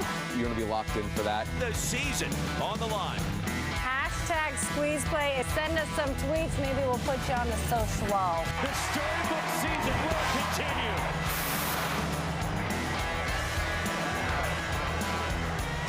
Squeeze Play's the best, man. We got Rooney, Chris Budden, whole crew, Burke. It's been awesome. Make sure to tune in throughout the NCAA tournament for baseball. Duke Stone, fantastic today. His day is done on the mound. Well, as our own Mike Rooney on Squeeze Play, I'm sure of it, will say later today, Duke Stone was a dude today.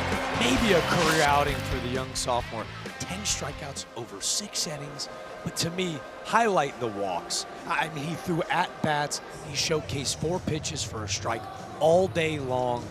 Really impressive stuff. I mean, he gives them a totally different look moving on late into the year. Gave them length to start the regional, which is absolutely massive for the big picture scope pitching-wise the rest of the weekend. Now it's Tyler Pitzer. First bullpen arm for Mississippi State in Starkville this weekend. That's a fair ball, and it's 1 pitch, 1 out for Pitzer with Cam Pruitt rounding out. Like a Jordan Thomas. Pitzer, a South Carolina transfer making his 21st appearance of the year. He's ruthless against right-handed hitters, Jack. It's a fastball slider cutter mix, a heater that's 91 to 93, but a spin rate of over 2,500. Again, not to bore you, almost Mythbusters-esque. Can a fastball rise? Well, with a spin rate that high, that's what it feels like in the box. Does a great job of staying on plane on that 4-seam fastball. And yeah, you might see some baseballs well away in that left-handed batter's box because everything moves from you. It's a really live arm for the junior righty. Facing Kai Holm now, and the rise you're talking about is really more like carry. Yep. As you come down the mound, it just kind of stays on that upper level. Does not sink with that angle. Backs it up with a nasty slider. Throws the heater about 48% of the time. The slider is his go-to pitch. Feels like he can throw it at any count at 37% of the time. It's nasty. Heat runs inside, 3-0 to Kai Holm. So now Lipscomb's into the bullpen, right? They've got a chance because they couldn't touch Stone for the most part. He was spectacular today.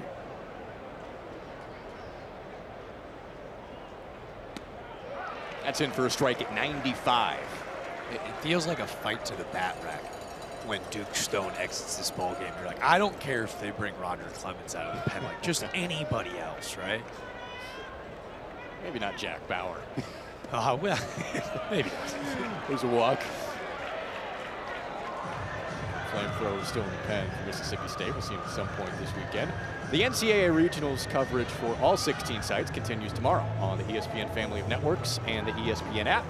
For more information, visit ncaa.com, home for all NCAA championships. What a weekend getting started at the Dude. First regional here in 5 years. Best, biggest fan base in all of college baseball has been hungry for it for a long time now. And their team on track in the driver's seat for an opening win.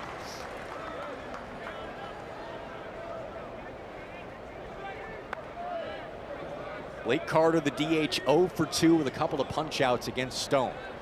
But facing the new pitcher Tyler Pitzer for the first time.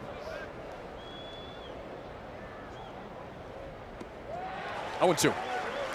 They're so geared up for 94, 95. We live in a college baseball landscape where the first reliever out of the pen's got an 88-mile-per-hour banger ready for you. 0-1, Carter's hunting heater. Check out this slider.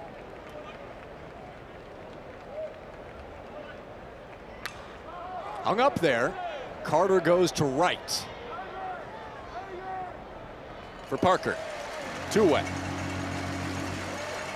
This is a bit of a hanging slider at the top of the zone, not as much bite. And Carter with an exit velo of 95. What does that tell you? It means he catches a clean barrel, but the front side gets down a bit early. The shoulders dip. It's a routine sac fly, right? Now it's Damian Keneally. He's 0 for 2 with 2 flyouts today. Only 3 hits for Lipscomb. Got to walk this inning against Pitzer in his first inning, but really not much going. And you talked about the balance for Mississippi State and why that is a big reason they're a 14 national seed, could get back to Omaha. You could very well challenge Georgia in supers if it is the other Bulldogs coming out with the Athens Regional. Runner goes, throw down, right on the money. Kai Holm cut down by Maluski.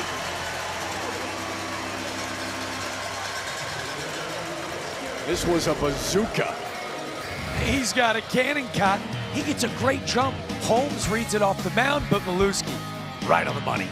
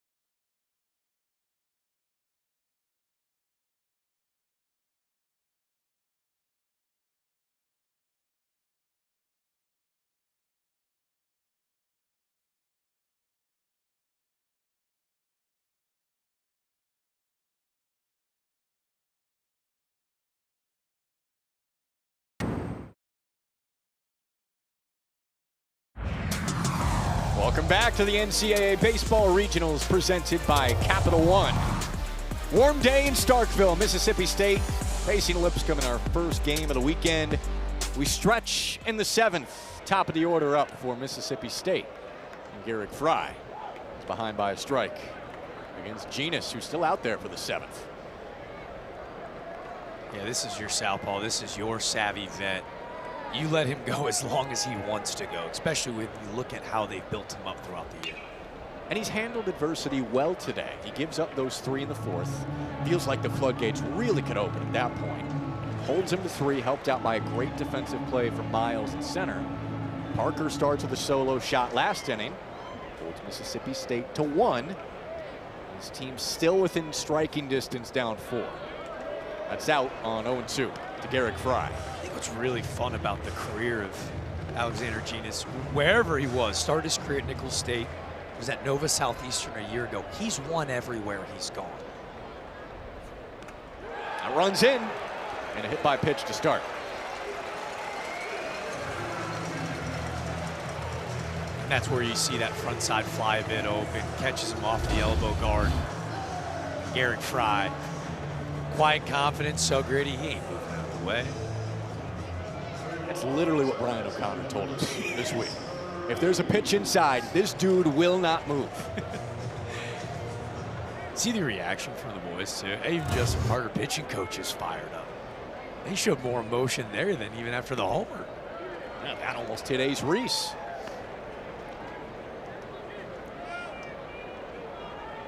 You would imagine Lipscomb has a short leash for Genus. Going through the lineup for a 4th time now. Bullpen's been hot for a while. Looking for a snap throw potentially. And Reese ahead 2-0. Colin Bosley Smith, right-hander, getting loose in the pen for Lipscomb, as Reese is up for the 4th time with 2 singles.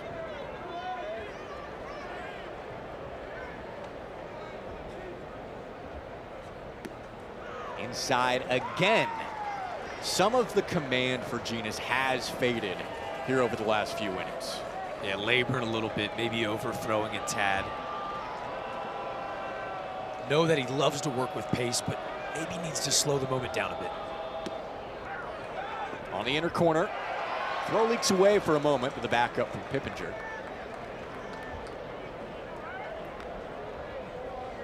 Love trying to steal an out for your senior on the mound. Giving everything he got, steal a quick one. Lodero, no fear in attempting the back pick. Way outside. And that's a walk. That might be it for Genus. See the 20-year man having a quick conversation with his pitching coach, Robert Ziegler. I think they're going to let him ride. He's pitched your way into the postseason. Allow him to at least work himself out of it to an extent. You don't want to play around with this guy as Noah Sullivan, one of the most dangerous hitters in the country, but allow your southpaw to try to work out of this situation.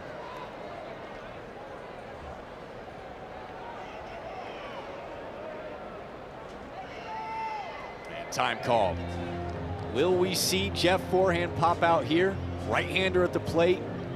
Lack of command the last at-bat. Feels like a change is looming. He's kept his team in the game. Without question. And just as a former player, you know he's holding on to everything he can because this could be his last time right on the mound. So, you know, with the work that he has put in over the last 2 months, they said he was the catalyst to the resurgence from this staff. We mentioned the bullpen numbers, but Alexander Genus is everything that's right about college baseball. You look at his career, even last year at Nova Southeastern, he only made 1 start. Then he gets to become the ace, the horse. And this season, for the first time in his collegiate career, he gets to be that guy. And that's why I think he's earned the right in this moment to try to pitch out of it.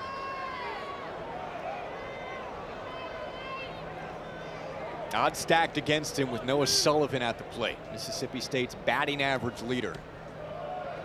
And the misses continue to get bigger. I think that's the most troubling sign.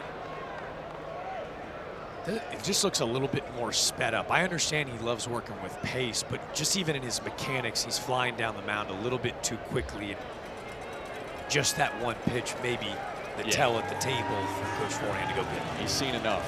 But he got a terrific start, all things considered, from his senior Alexander Genus.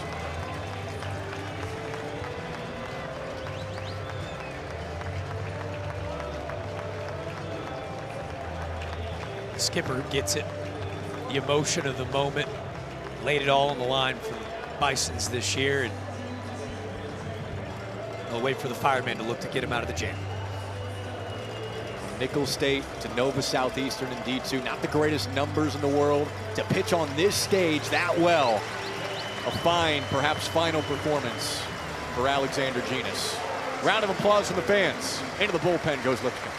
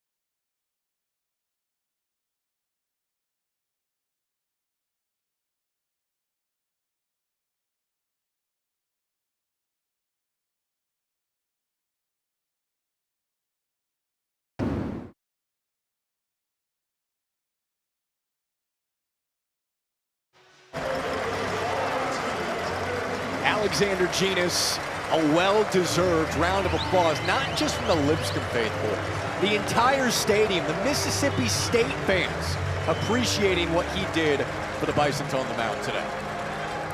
When a fan base gets it, the respect paid to an opponent who could be it. A really cool hug there at the very end. That's their director of ops, Brian Ryman, embracing the southpaw in a really touching moment where you go, hey, this is it. He gave you everything he had, lost the control at the end. Alexander Genis, nothing to hang your head about. So much to be proud of. The beauty in college baseball in one moment. Now it's Colin Bosley Smith inheriting a tough situation in the 7th. 2 on, nobody out. And a hitter's count for Noah Sullivan, the 3-man. 6'4", 220, the DC native, making his 18th appearance of the year. Pitching to a 4.6 ERA, over 40 and a third. 46 Ks, 24 walks. Started his career at Duke. This stuff is legit. There's a 4-pitch walk. Hit by pitch, back-to-back walks to load the bases. For a guy who's already left the yard today, and he did it in a big way against LSU earlier this year.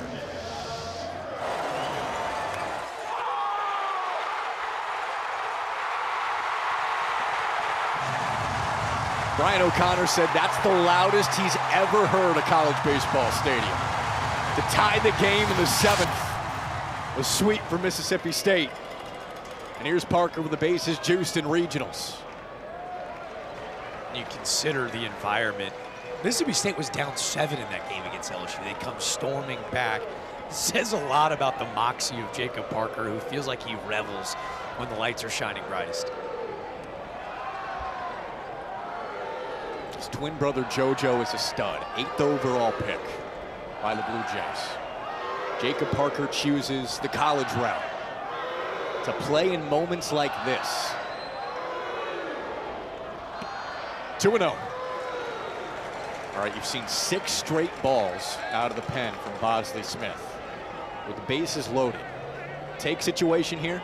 With ducks on a pond and this freshman in the box, I think he's earned the green light. Completely understand new arm in this situation, but a ball to the gap can score.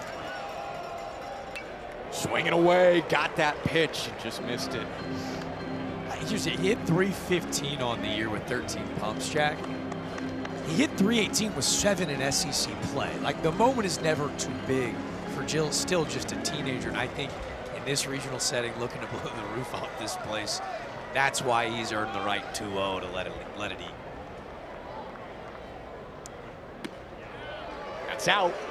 Stays a hitter's count at 3-1. Nowhere to put him.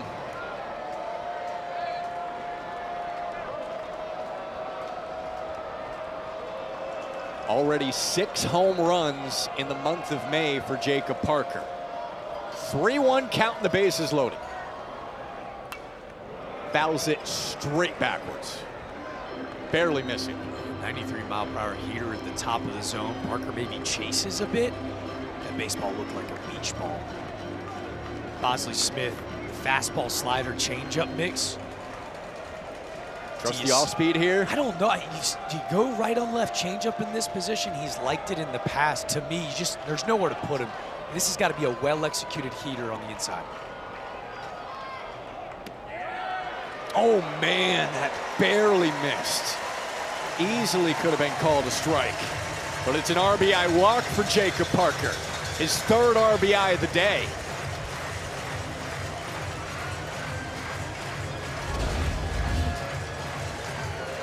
Working through the baseball, Ludero's been great all day, but you can see him extending and almost pushing that baseball out of the zone. He's their defensive guy, but a little bit of giddy up on the heater up to 92 from Bosley Smith, and Ludero maybe not in a great position to catch that baseball.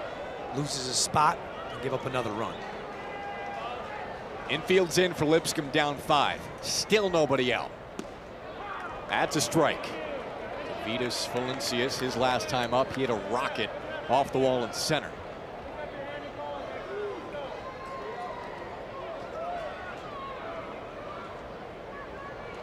His brother Tomas watching anxiously. Nice stop by Ludero. Saves a run. Man, look how far outside of the zone he has to go block this baseball. There's that sharp slider. He's ready on his haunches to keep this in front. It's not even just to keep it in front, but then to tunnel and funnel this baseball back towards the plate. Selling his body on the line. Great work by Ludero. The bounce with a breaking ball in the dirt is so difficult to corral, especially with some pretty good heat on it. 1-1. Valencius fouls it back. Yeah, presents really big, Ludero does, behind the plate, and it allows you a little bit more surface area to keep that baseball in front. There have been a couple moments in the game where it felt like Mississippi State had all the momentum in the world. Is that one? That's not going to show up on a box score. Allow Bosley Smith to get back into this AB and try to limit the damage.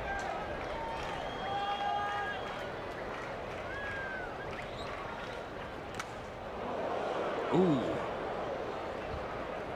Ludero's down, and Brian Miller is asking for training staff to come out for Lipscomb. Jason Wires quick to pop out there and check out Ludero. These are always the scariest places at catcher. I mean, the reaction time, you've got no chance as this baseball just fouled directly into the face mask.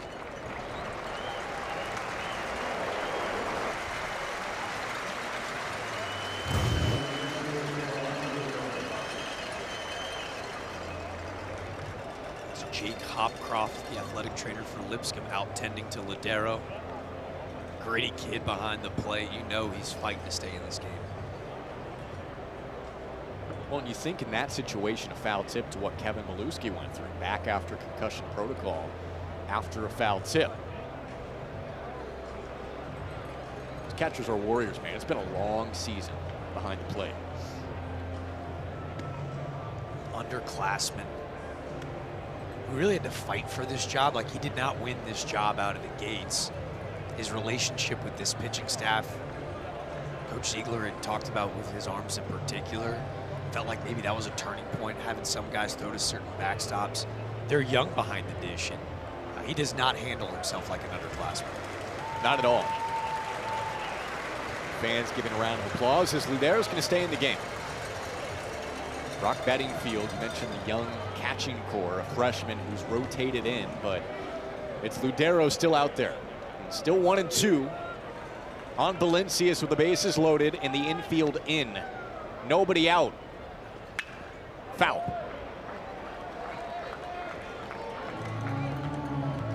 He's struggling to find the release point on the slider right now, Jack.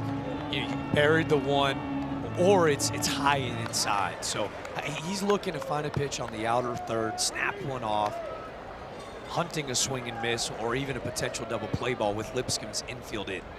Ludero set up outside. Stays out there. Valencia is slashing in the gap. It's down. Runners had to hold up. Confusion on the bases right now. That'll score 2 with the relay late.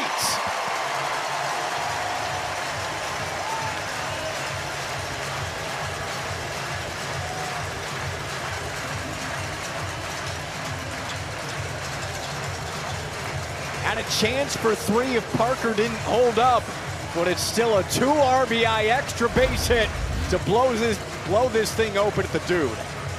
Well, there's that slider, hangs it right out over the heart of the plate, and Valencius catches every bit of it. A backside double, a beautiful piece of hitting. Bit of a base running miscue as Valencius is head down. They have to hold on the line drive. A bit of a hezzy, if you will, into second base, as this Mississippi State offense has erupted for more. Yeah, that's low and outside to Reed Stallman. When you see a guy hop stepping on the bases, it's usually not a good thing. I think you're right on the money, my friend. Not sure we teach that in practice during the maybe week. not. Infield still in for Lipscomb with Stallman at the plate. That's out. Now the run rule's in effect, so if Stallman hits a home run here, the game's over. Get to that 10-run mark. These cowbells needed a reason to ring any louder, but you may have just given them one.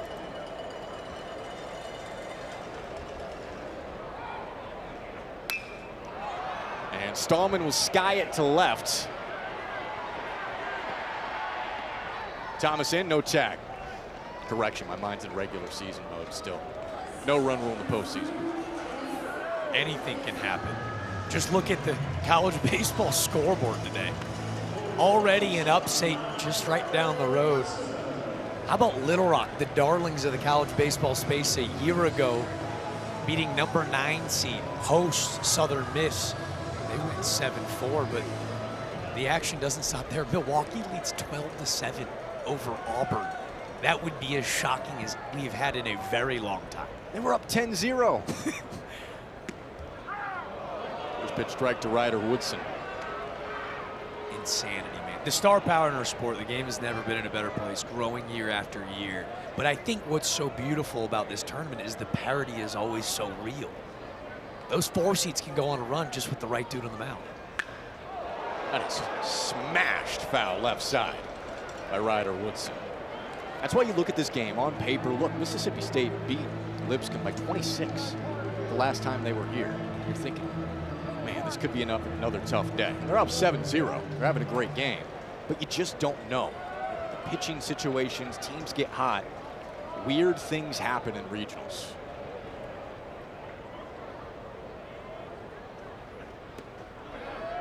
Strike 3. 2 in a row sat down.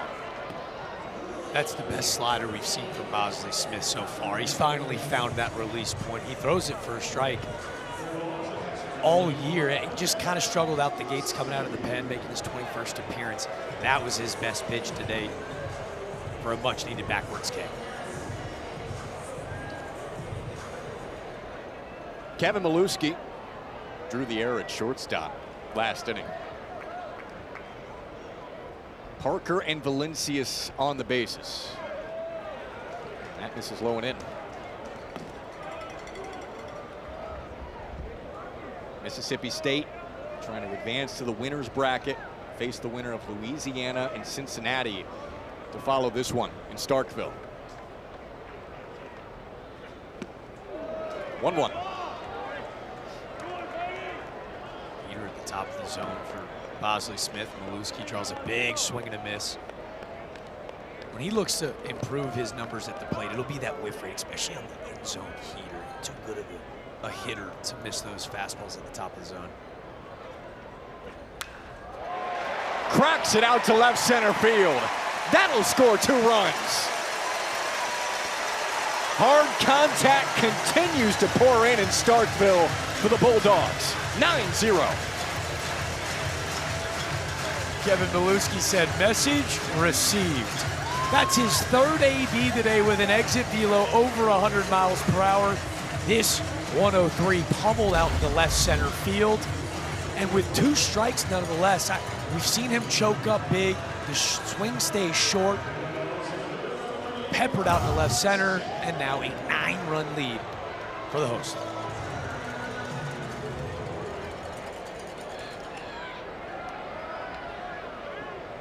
And the 9th batter this inning, Bryce Chance. We started at the top with Garrick Fry.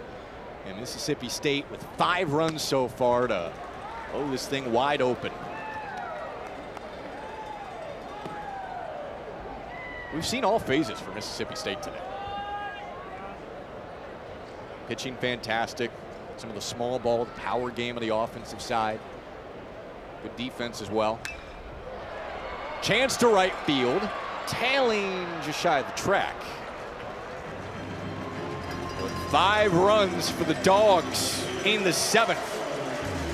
All over Lipscomb with the dude.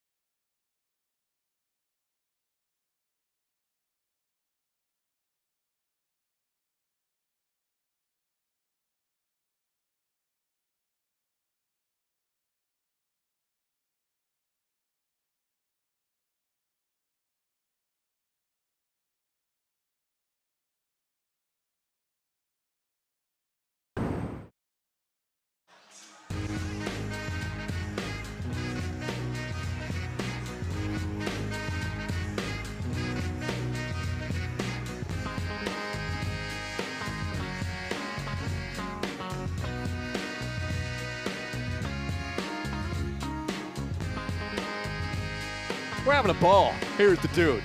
Mississippi State fans certainly are. 9-0 Bulldogs as we go to the 8th. That song rocked. Yes. The dude rocks. The choreography in the cowbell I was unaware of, if I'm being honest. It's strong. How about the sawed-off bat with the handle attached to the bell, created by the Bell Smith for the Party Burn squad?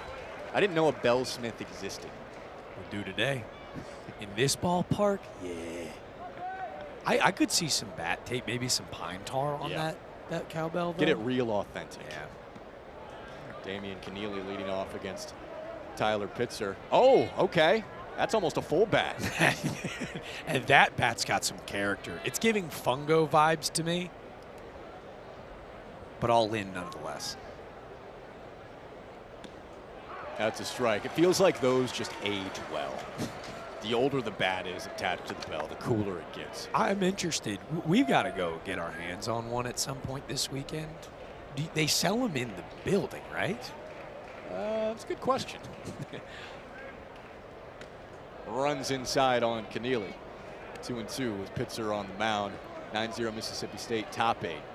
We're getting the full history of the left field lounge from some awesome fans before the game.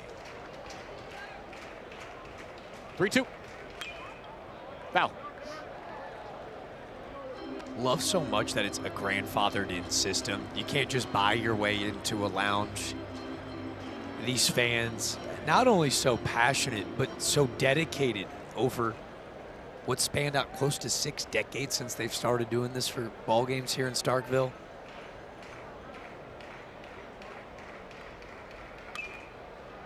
Slow chopper, left side, and picked up fair. Throw across the diamond, safe. Thought Ace Reese was maybe going to let that go. It's such a weird 50-50 play as he comes up and approaches this baseball in front of the bag. Yes, you play this ball off the back up, you're guaranteeing a hit if you don't come and charge in hard. Why does he come make this play? Because he can. We've bragged about the bat, but what Ace Reese does defensively is almost as impressive. Strong arm as he rips through, and Stallman unable to secure the first out. Just barely misses Keneally. Brought him off the bag. Well, that's the question for Ace Reese, right? Coming into the season, everyone knows the bat's major league level. How good is his defense going to be? And that's an area where he has really improved under Brian O'Connor.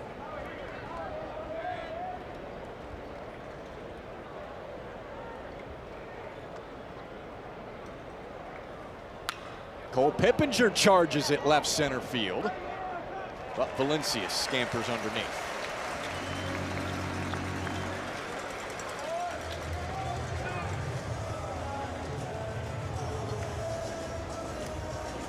People out left on those rigs got a nice close look at it. I thought he had a shot. A lot of folks had talked about Pippinger, a young player, having to fill in for a really talented second baseman who unfortunately has battled injury this year, Brady Miller. I thought he had a shot for a second. Pippinger gave it a ride. He's shy of 100 off the bat, yeah.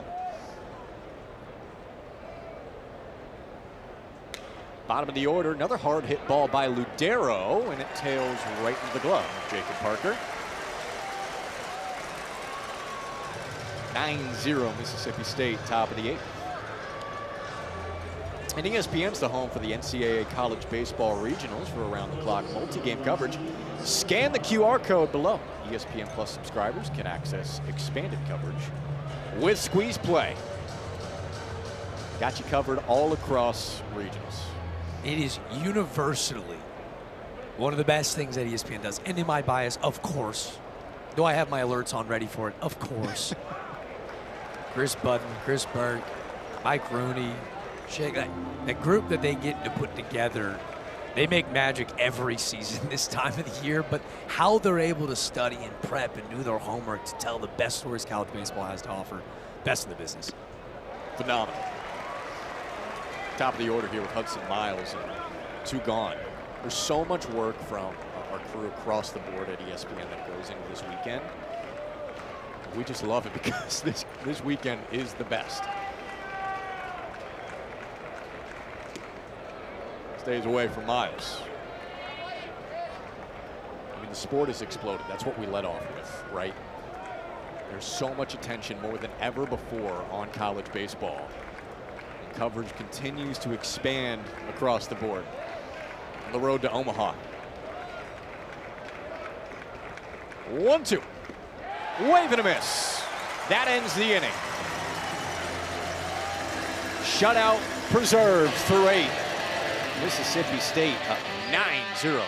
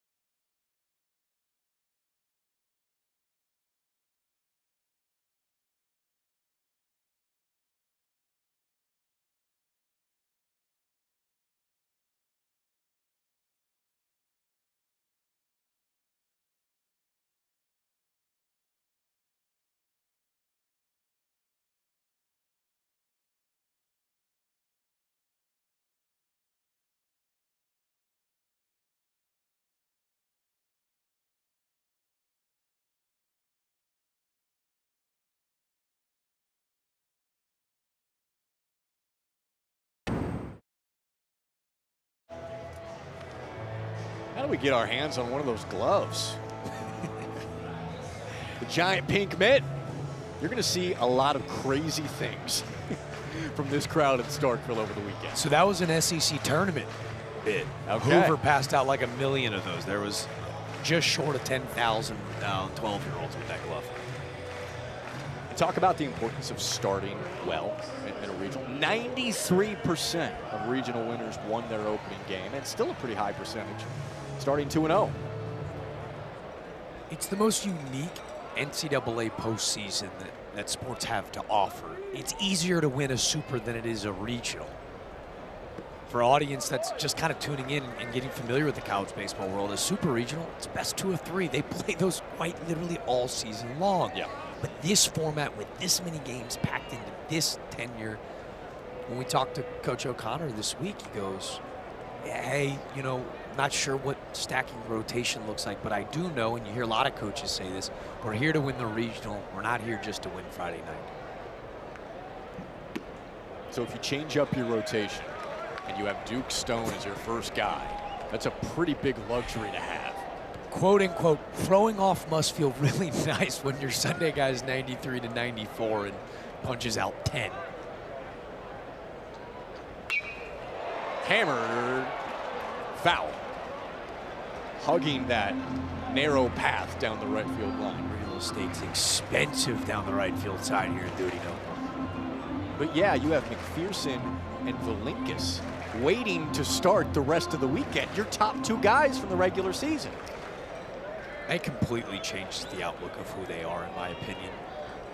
To be able to slide Stone back into that Sunday role is just so dangerous.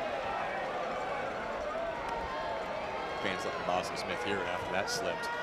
Well, and with McPherson's injury, Brian O'Connor, he missed several weeks. Brian O'Connor, the head coach from Mississippi State, said that really just kind of moved everyone up a tick and strained the whole pitching staff. Now that he's back, supposedly this weekend, gets everyone a little bit more comfortable. Charge center field. Miles going back at the track, and it's gone.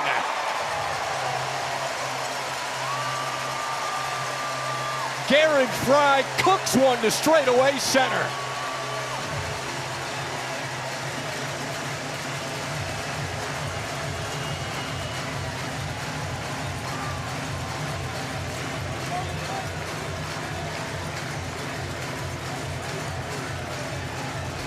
make it double-digit homers for the leadoff man. 431 feet of grown man strength. The calming presence, the quiet hands, but watch how fast he fires them through the zone. A 10-run lead for Mississippi State, and a thing of beauty off the bat of Garrett Fry. We talk about his quiet personality. He's quietly been so good in his impact for this program this year. The guys love him.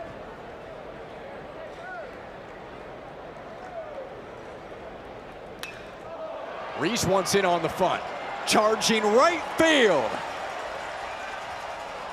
Barely missing by a foot.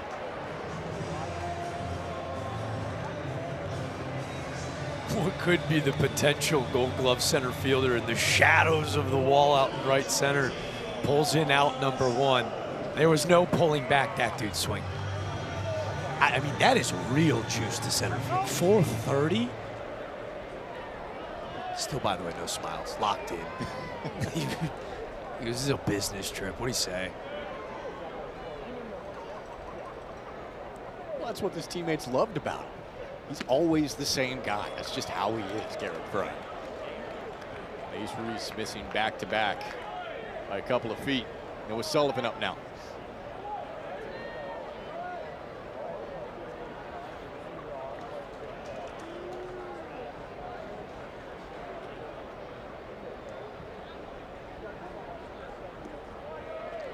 And he watches low.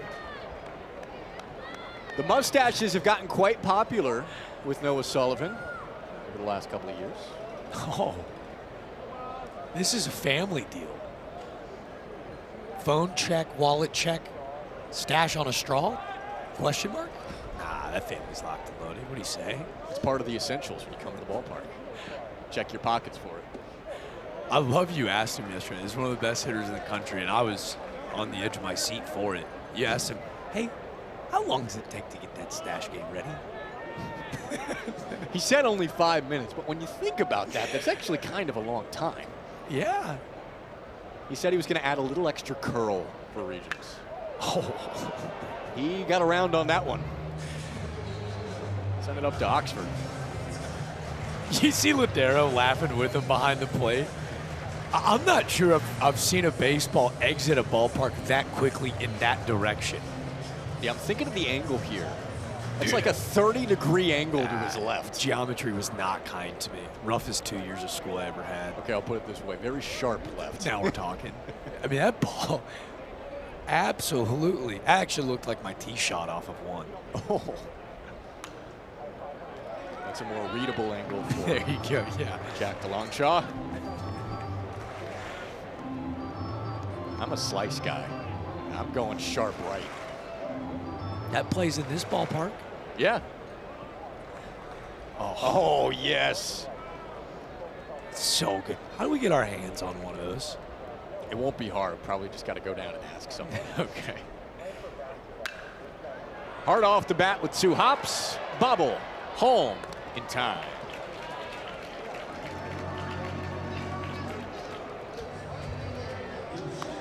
Jacob Parker, the star freshman for Mississippi State, with 3 RBI today. With that highlight, that short porch and right. It didn't matter if it was 360 down the line. He got every bit of that baseball. I just love the extension in his swing. He's able to backspin baseballs with great plate coverage to all sorts of the field. You watch him really get through the ball. And when you talk about getting through the ball and the backspin, for those that don't know, what does that mean exactly?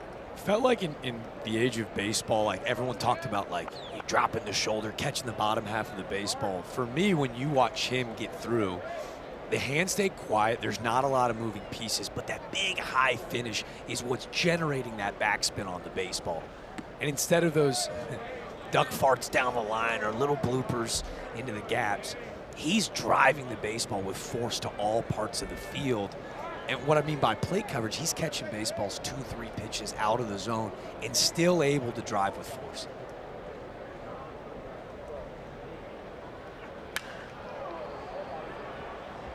Into the Starkville sky, left side. And Jordan Thomas secures it. Leadoff home run for Garrick Fry to make it 10-0 Mississippi State. They are 3 outs away from an opening regional win.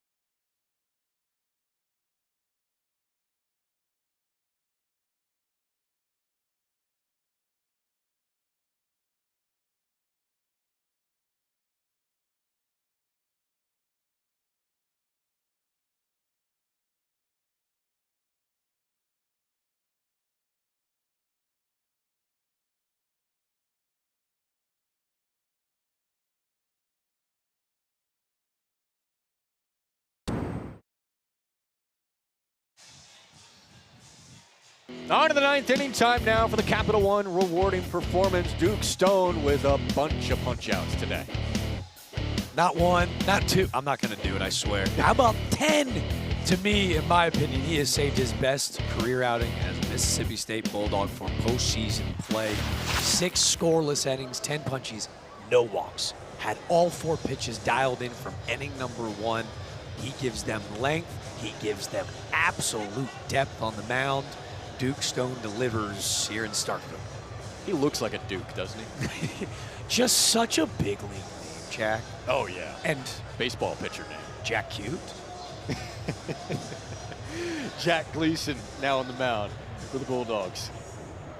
Gleason, pocket jacks in that freshman class, making his 23rd appearance. Jack Gleason, Jack Bauer have been really special as just youngsters.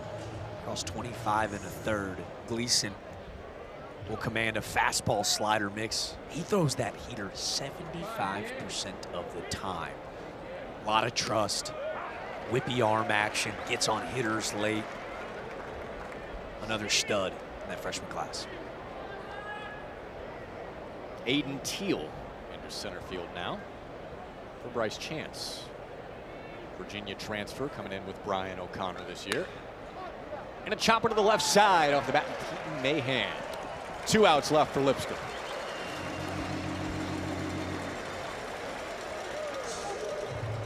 We've got Jack Gleason wearing 42 as a freshman. Jack Bauer, 24. Bringing the heat, also freshman out of the pen.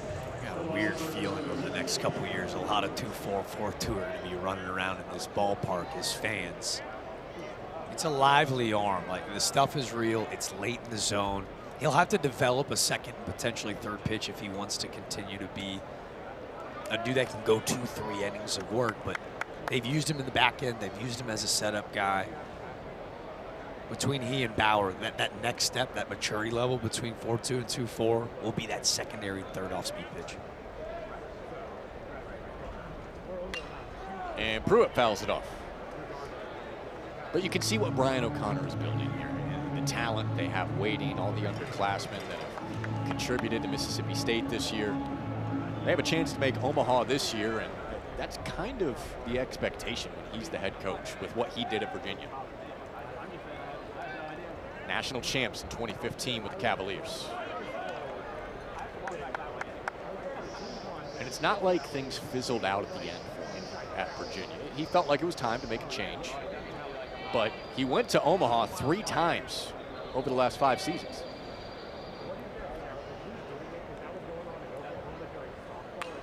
Pruitt fouling away against Gleason. really did feel like for quite some time, Cavalier fans were just booking their Airbnbs in Omaha in February. Even in seasons they didn't host or maybe had struggled down the stretch in the ACC, you just knew that he brings such an edge. He's such a player's coach. His guys always seem to play their best this time of year. Well, we talked about kind of loosening the reins, and that was his message this week. Yeah. He said it took him a minute to learn that as a head coach, Brian O'Connor, when he was at Virginia, because he wanted it so bad. He was so intense. He's getting on guys for things during the game. He told us, look, I learned that the hay's in the barn, you have to let them go run and play this time of year. Hot shot to right field, the second hit of the day for Cam Pruitt. The ASUN tournament MVP, maybe feeling a bit slighted as just a second team all ASUN selection and one of that first team nod. He's been as good as advertised. A single and a double, and remember back in the 6th, a heck of a play by Stallman to not only steal a hit, but an RBI as well. Two really important plays from Stallman in this game. When the game was tighter, 3-0, 4-0, even when it was locked at 0, Stallman stole a run away from Lipscomb, and that could have given them the momentum they needed to hang around. I know the scoreboard says 10-0. It did not feel that way through 7 innings of play. Both, you mentioned this plays by Stallman. It's a 3-2 game because of Hudson Miles gunning out Valencius at second base. It's got a totally different vibe to this ball game if Stallman's not able to keep those baseballs in front down at first. He's holding on Cam Pruitt right now with Jordan Thomas at the plate. Mississippi State closing in on another regional win. They have been so hard to beat at this stadium and regionals. At the Dude. Won 12 of their last 13 regional games at Dudy Noble Field. 9 straight.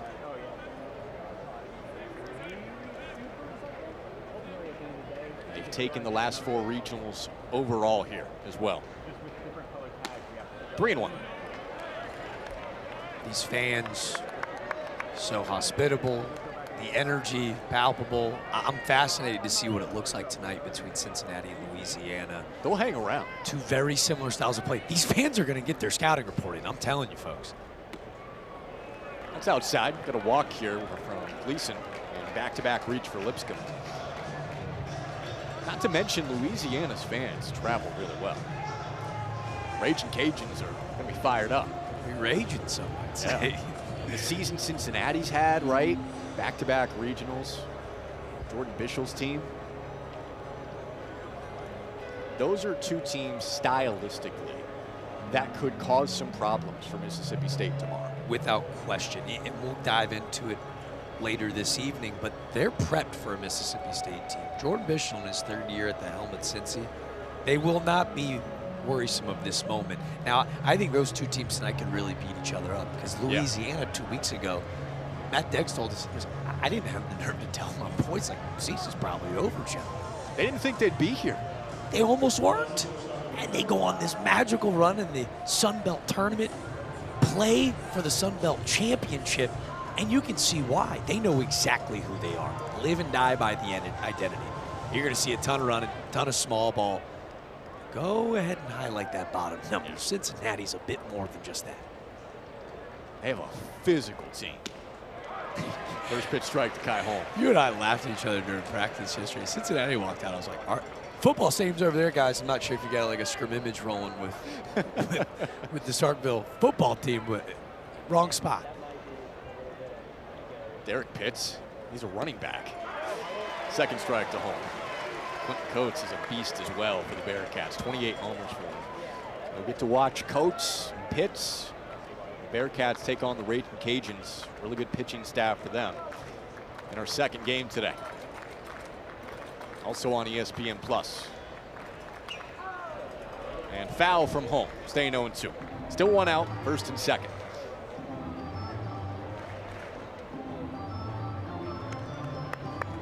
You'll have a mixture of the Bearcat fans, Raging Cajun fans, saw one a moment ago, parked out in the berm, and I wouldn't be surprised if at least half these people here from Mississippi State stay just to watch tonight. I like those odds.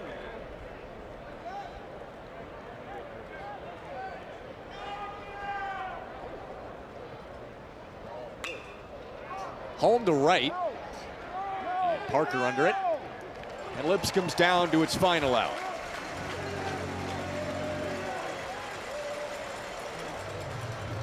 Long day at the yard for Lipscomb, but again, no such thing as moral victories. A hit here from your designated hitter and Blake Carter goes a long way, just building some morale heading into tomorrow. Right? They've got another chance to keep this thing alive, keep the season alive tomorrow. It's the beauty of regionals. Swing here with how good Pruitt and Jordan Thomas have both been, both reaching base safely twice. Find a hit, build some momentum going into tomorrow. That's a win for the Bisons. They'll face the loser of Louisiana in Cincinnati. That's upstairs. And that's an elimination game, the double elimination format. Winner of that would face the loser of Mississippi State, whoever in the winner's bracket.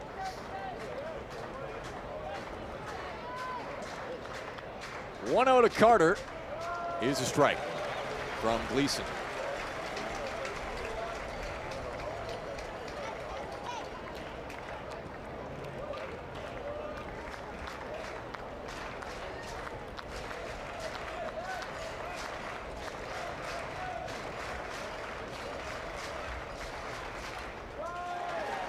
Now Lipscomb down to its final strike.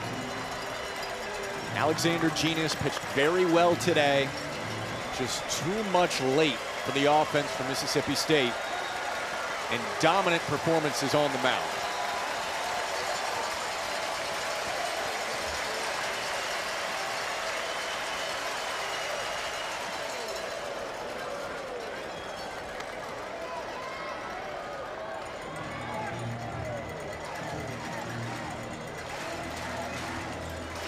This is slider up. If you're Blake Carter, you sell out here, trying to drive something to the gaps.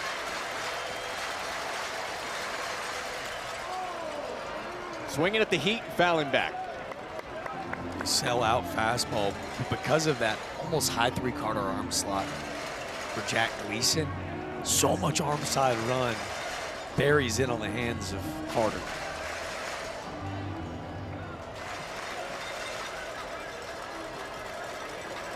Lipscomb looking for a little late life to take into tomorrow. All dogs today. Carter fighting. Hardest fastball of the outing so far from Gleason. 93 at the top of the zone. Reaching back a little extra trying to end this one. Slow clap starts building. Those Bulldog arms find 2 to 3 miles per hour in the back pocket.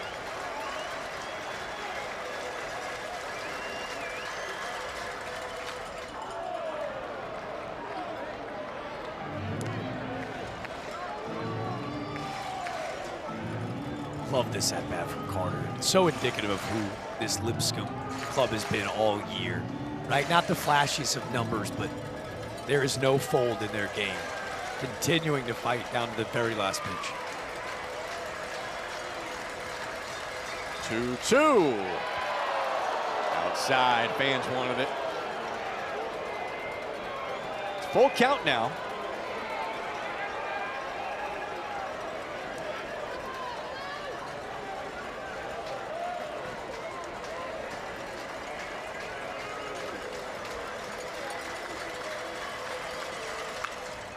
Line to left field. Lipscomb's going to get on the board. What an at-bat for Blake Carter at the end of the game. What a moment for the Tennessee native. 6'3", 215. When they recruited this young man, you could see it. The intangibles spoke for themselves. Big, physical, but this at-bat, this is a program statement. This is who we are. There is no cave. There is no hanging your head. Blake Carter fights to stay alive, spoils a couple really nice sliders and heaters at the top of the zone. Finally, able to clear the hands, the hips go with it, peppers a ball out in the left. And again, I understand that it's still a 9-run game, but this is what you build off into for an elimination game tomorrow morning. Just shows the culture that Jeff Forehand's built. Knoxville native putting the first run on the board. This is to right. It is a 10th straight regional win at home for Mississippi State. 10-1 over Lipscomb to start us in Starkville.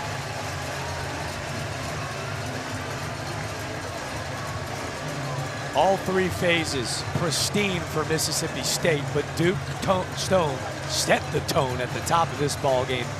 6 scoreless, 10 bunchies, allowed time for that second time through the lineup for this Bulldog offense to explode. They never looked back. Big innings late, got the fans into it, and the pitching all day was fantastic. Mississippi State getting the start it was hoping for. They're into the winner's bracket, and they'll face the winner of Cincinnati and Louisiana playing later tonight. Elimination game coming up for Lipscomb tomorrow. Different styles throughout this regional. We mentioned the similarity in styles for Cincinnati and Louisiana that could challenge Mississippi State tomorrow. They'll celebrate this one for now with Duke Stone sensational. Multiple home runs, and we saw every phase of the prowess of Mississippi State.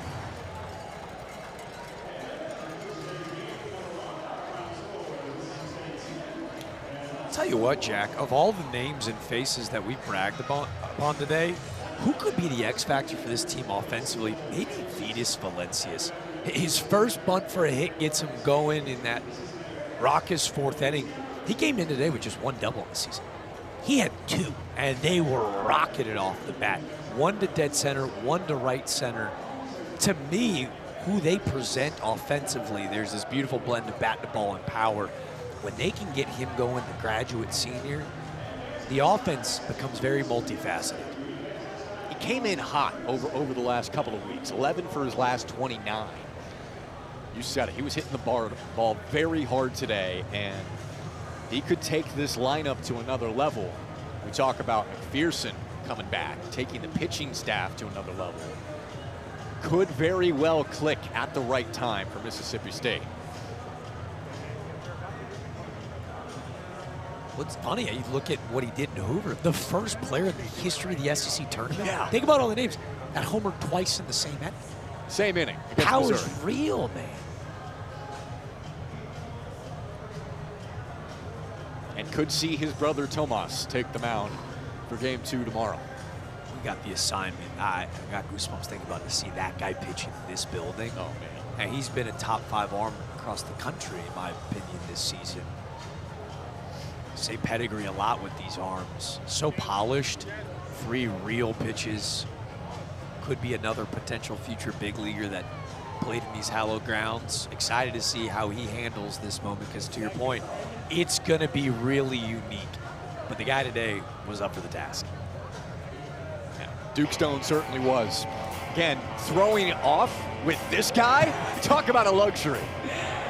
He moves to 7-3 on the season. 6 innings, only gave up the 3 hits, 10 strikeouts, no walks. And it's that 12-6 breaking ball where, man, could that be a weapon for him this postseason.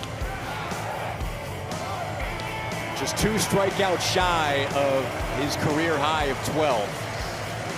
And Duke Stone was buzzing through this lineup all day.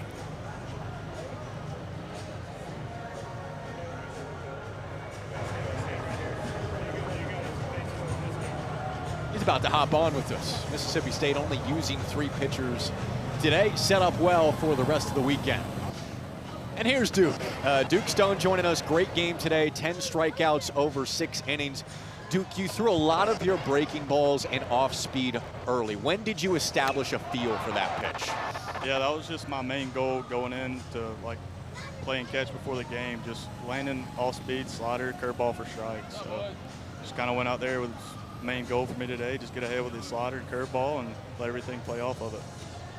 Duke, this is the cathedral of college baseball. How much fun was it throwing in front of these fans? Oh, it was great, man. Been, 5 years since we've had a home regional, so it was just great to be a part of that. And great experience for me. So really grateful for all these fans to show up and show out. So ready for the next game. Duke, we were talking about your swimming background and how fascinating that is. Just out of curiosity, how do you feel like that's helped you as a pitcher? Yeah, I mean, it's great exercise, great shoulder mobility. Kind of wish I could still do it, but we do a great job in the weight room with Chip to kind of work it in. So, but I do miss it a little bit. It really helped me out a lot. So, Duke, appreciate the time, man. Congratulations on the win. Yeah, thank you very much.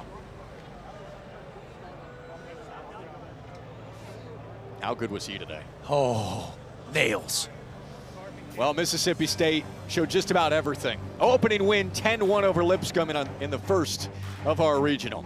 For Jack DeLongshaw and our entire crew, I'm Jack Kaiser. Thanks for joining us. Cincinnati and Louisiana to follow, and the Starkville Regional on ESPN+.